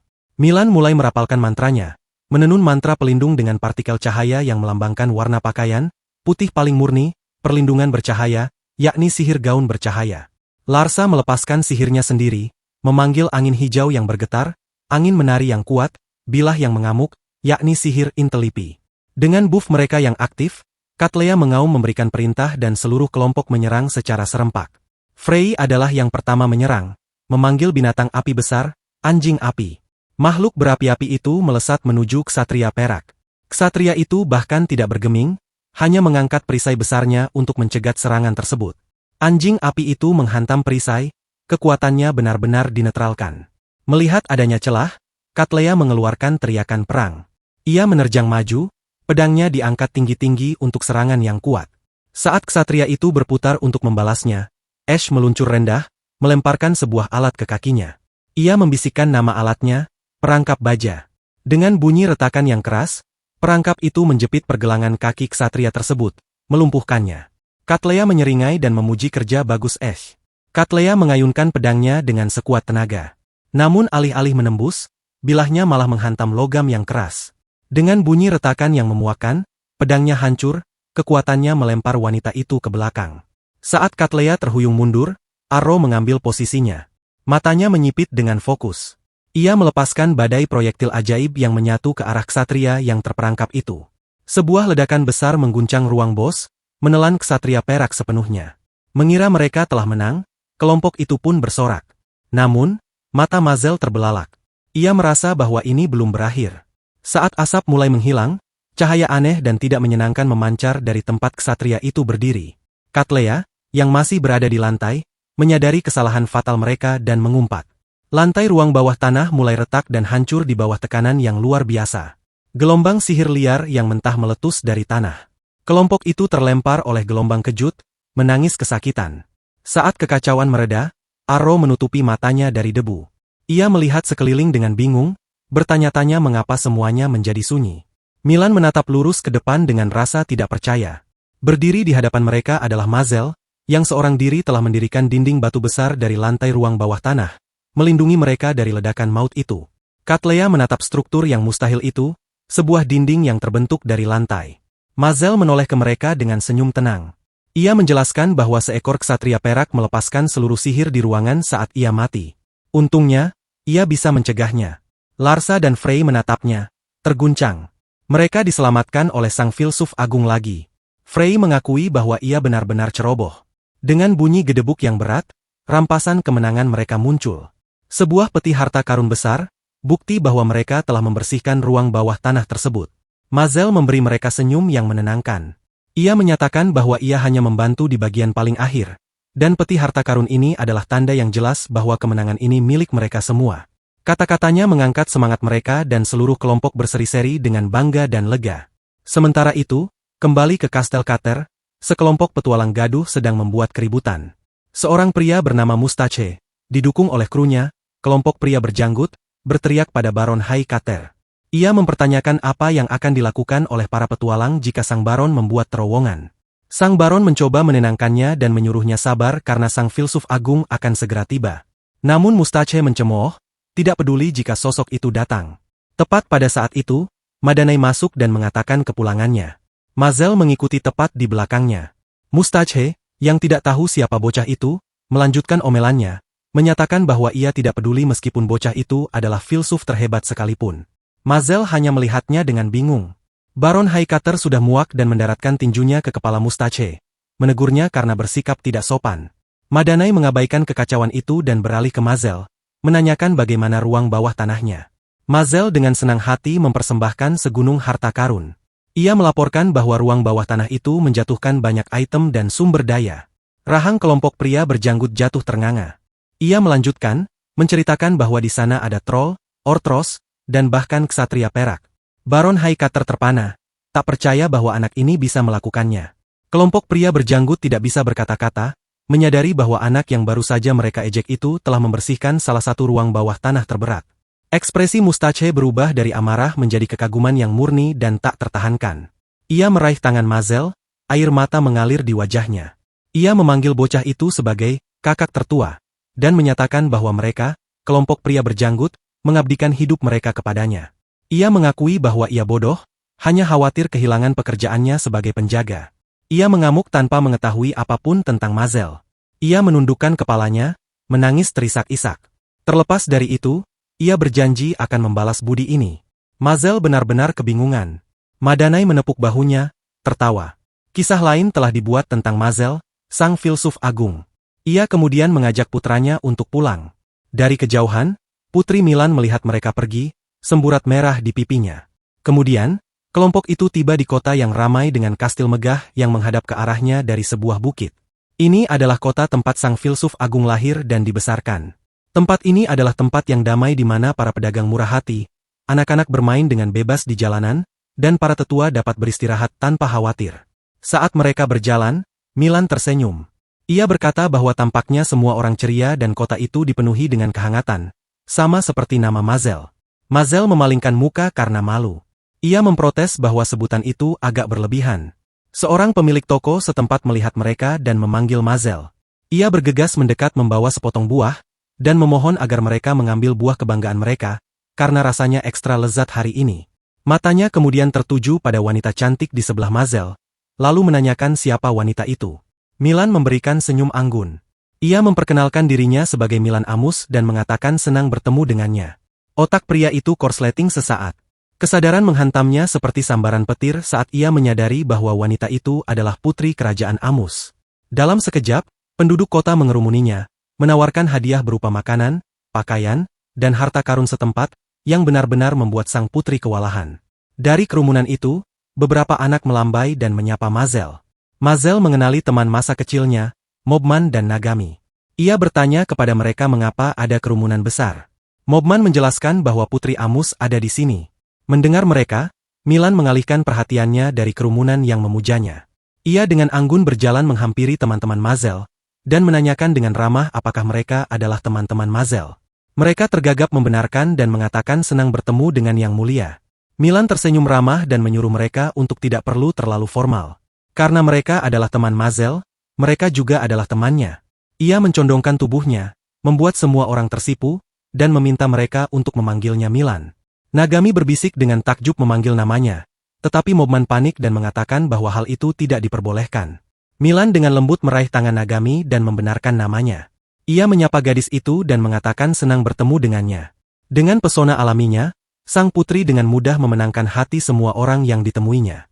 Mazel menonton dari samping, merasa terkesan. Ia mengakui bahwa sang putri luar biasa karena berhasil merebut hati seluruh kota dalam sekejap. Milan melirik ke arahnya, senyum lembut di wajahnya saat ia berpikir bahwa pemuda itu benar-benar seseorang yang penuh dengan pesona. Tart, ksatrianya, menyenggol Mazel. Ia mengatakan bahwa Yang Mulia akan merasa terhormat jika ia mengatakan hal itu langsung kepadanya. Namun Mazel panik dan menolak, beralasan bahwa ia hanyalah seorang anak kecil dan mereka bahkan tidak sedekat itu. Tart hanya menyatakan hal yang sudah jelas, mengingatkan pemuda itu bahwa ia adalah sang filsuf agung. Di tempat lain dalam bayang-bayang, pertemuan jahat sedang berlangsung. Sesosok berjubah mendapatkan laporan dari bawahannya bahwa semuanya sudah siap. Sang pemimpin menyusun rencananya. Ia memperkirakan bahwa target harus kembali ke Kaiser setelah beberapa hari, jadi mereka akan bergerak saat itu. Ia memberikan perintah yang mengerikan, yakni menyelesaikan pekerjaan di luar jangkauan sang filsuf agung. Pemimpin itu berpesan kepada pasukan bayangannya untuk tidak membuat kesalahan. Serempak, mereka membalas mengiyakan keinginan pemimpin mereka. Plot gelap mulai terungkap, ditujukan langsung pada sang putri. Di wilayah Loran, sudah waktunya bagi Putri Milan untuk pergi. Namun, Milan belum siap untuk pergi. Ia masih ingin tinggal di sana, beralasan bahwa lagi pula sedang ada krisis di negara ini. Ksatrianya, Tart, bersikap tegas dan tidak bisa mengizinkan hal itu. Mazel mengantar mereka pergi, menawarkan undangan yang baik. Karena sekarang sudah ada terowongan, ia mengundang mereka untuk datang dan mengunjungi wilayah mereka lagi. Milan berjanji akan menerima tawaran itu. Ia lalu menatap pengawal barunya dengan sedikit keraguan. Ia mempertanyakan apakah benar-benar tidak apa-apa jika mereka yang mengawalnya. Pengawal barunya, kelompok pria berjanggut yang memproklamirkan diri, berpose heroik yang konyol. Mereka meyakinkan bahwa semuanya akan baik-baik saja jika sang putri menyerahkannya kepada mereka. Salah satu dari mereka membual dan meminta sang putri melihat sihir janggut mereka. Entah itu pencuri atau monster, mereka yakin akan menang dengan mudah. Milan kurang yakin dan mulai merasa khawatir. Saat Mazel melihat mereka pergi, ia mencoba menenangkan dirinya sendiri, yakin bahwa sihir janggut kelompok itu benar-benar tanpa celah. Semuanya akan baik-baik saja, dan ia merasa percaya diri. Namun keraguan yang mengganggu merayap masuk, berharap mereka tidak melebih-lebihkan kemampuan mereka. Senyumnya memudar, digantikan oleh kilatan kekhawatiran. Ia melihat kereta Putri Milan melaju menjauh, perasaan aneh mengendap di perutnya. Ia menyipitkan matanya dan bertanya-tanya apakah itu hanya imajinasinya saja. Perjalanan dimulai di bawah pengawasan kelompok pria berjanggut. Segera saja, kereta Putri Milan tiba di wilayah Kater. Saat mereka turun, Tart berkata bahwa terowongan ini benar-benar nyaman, karena jika tidak, mereka baru akan tiba di Kaiser sekarang. Milan disambut oleh Baron High Kater. Ia meminta maaf pada sang Baron karena datang ke sana lagi dalam waktu sesingkat itu. Sang Baron sangat senang dan merasa terhormat bisa bertemu Yang Mulia lagi. Ia melanjutkan bahwa semua orang senang melihat sang putri, jadi ia mempersilakan sang putri untuk meluangkan waktunya. Penduduk kota bersama dengan Larsa menyambutnya dengan hangat. Malam tiba dan keheningan yang tenang menyelimuti kastel. Di dalam kamarnya, Putri Milan beristirahat, tetapi tidurnya gelisah, dan ia tiba-tiba terbangun dengan kaget. Saat ia duduk, hawa dingin merambat di tulang belakangnya. Ia mempertanyakan perasaan tidak nyaman apa ini. Matanya melesat ke atas saat bayangan jatuh ke atasnya. Seorang pembunuh bayaran menerkam. Milan melemparkan dirinya ke samping tepat pada waktunya. Bilah pedang si penyerang tenggelam dalam ke kasur di tempat kepalanya berada beberapa saat sebelumnya. Sosok berjubah itu berdecak kesal menyadari bahwa targetnya sudah bangun. Milan balas menatap tajam, menuntut identitasnya. Pembunuh itu menghela nafas, mengacungkan dua belati, dan mengatakan bahwa sang putri hanya menunda hal yang tak terelakkan. Mata Milan menyipit, pikirannya berpacu mencari jalan keluar. Ia menyerang dengan tendangan, menciptakan momen pemisahan yang berharga. Berebut menuju pintu, ia menjerit memanggil penjaganya, mempertanyakan apa yang sedang mereka lakukan. Namun penjaga yang ditempatkan di luar kamarnya tersungkur ke dinding, benar-benar diam. Milan menatap tak percaya, menyadari bahwa penjaga itu tertidur. Tanpa adanya bantuan yang datang, ia menyadari bahwa ia sendirian. Ia mulai mengambil apapun yang bisa ia temukan, melemparkan benda-benda ke arah si pembunuh yang mendekat untuk menahannya. Pembunuh itu dengan tenang menangkis proyektil daruratnya, menutup jarak di antara mereka. Ia menyudutkan sang putri, suaranya dingin. Ia menyuruh sang putri untuk tidak menatapnya dengan pandangan muram itu, karena ia akan menghabisinya seketika sehingga sang putri tidak akan merasakan sakit. Terjebak, Milan melihat pilihannya semakin menipis. Dalam upaya terakhir, ia berlari ke balkon, meneriakkan nama ksatrianya, Tart. Ia mencapai pagar balkon, tetapi itu adalah jalan buntu.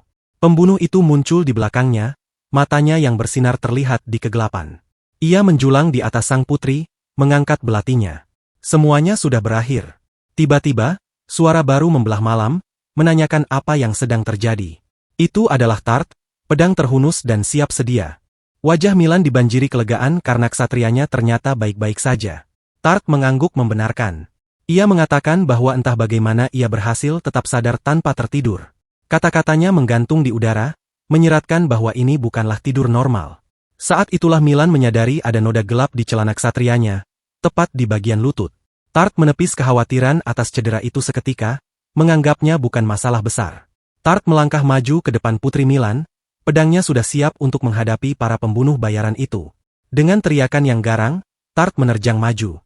Satu serangan bersih berhasil menebas si pembunuh, membuat tubuhnya jatuh berdebuk ke lantai. Putri Milan menonton dengan nafas tertahan, lalu bertanya apakah mereka telah menghabisinya. Tart menatap tubuh itu dengan ekspresi gelisah. Sambil berlutut, ia memeriksa musuh yang telah jatuh tersebut.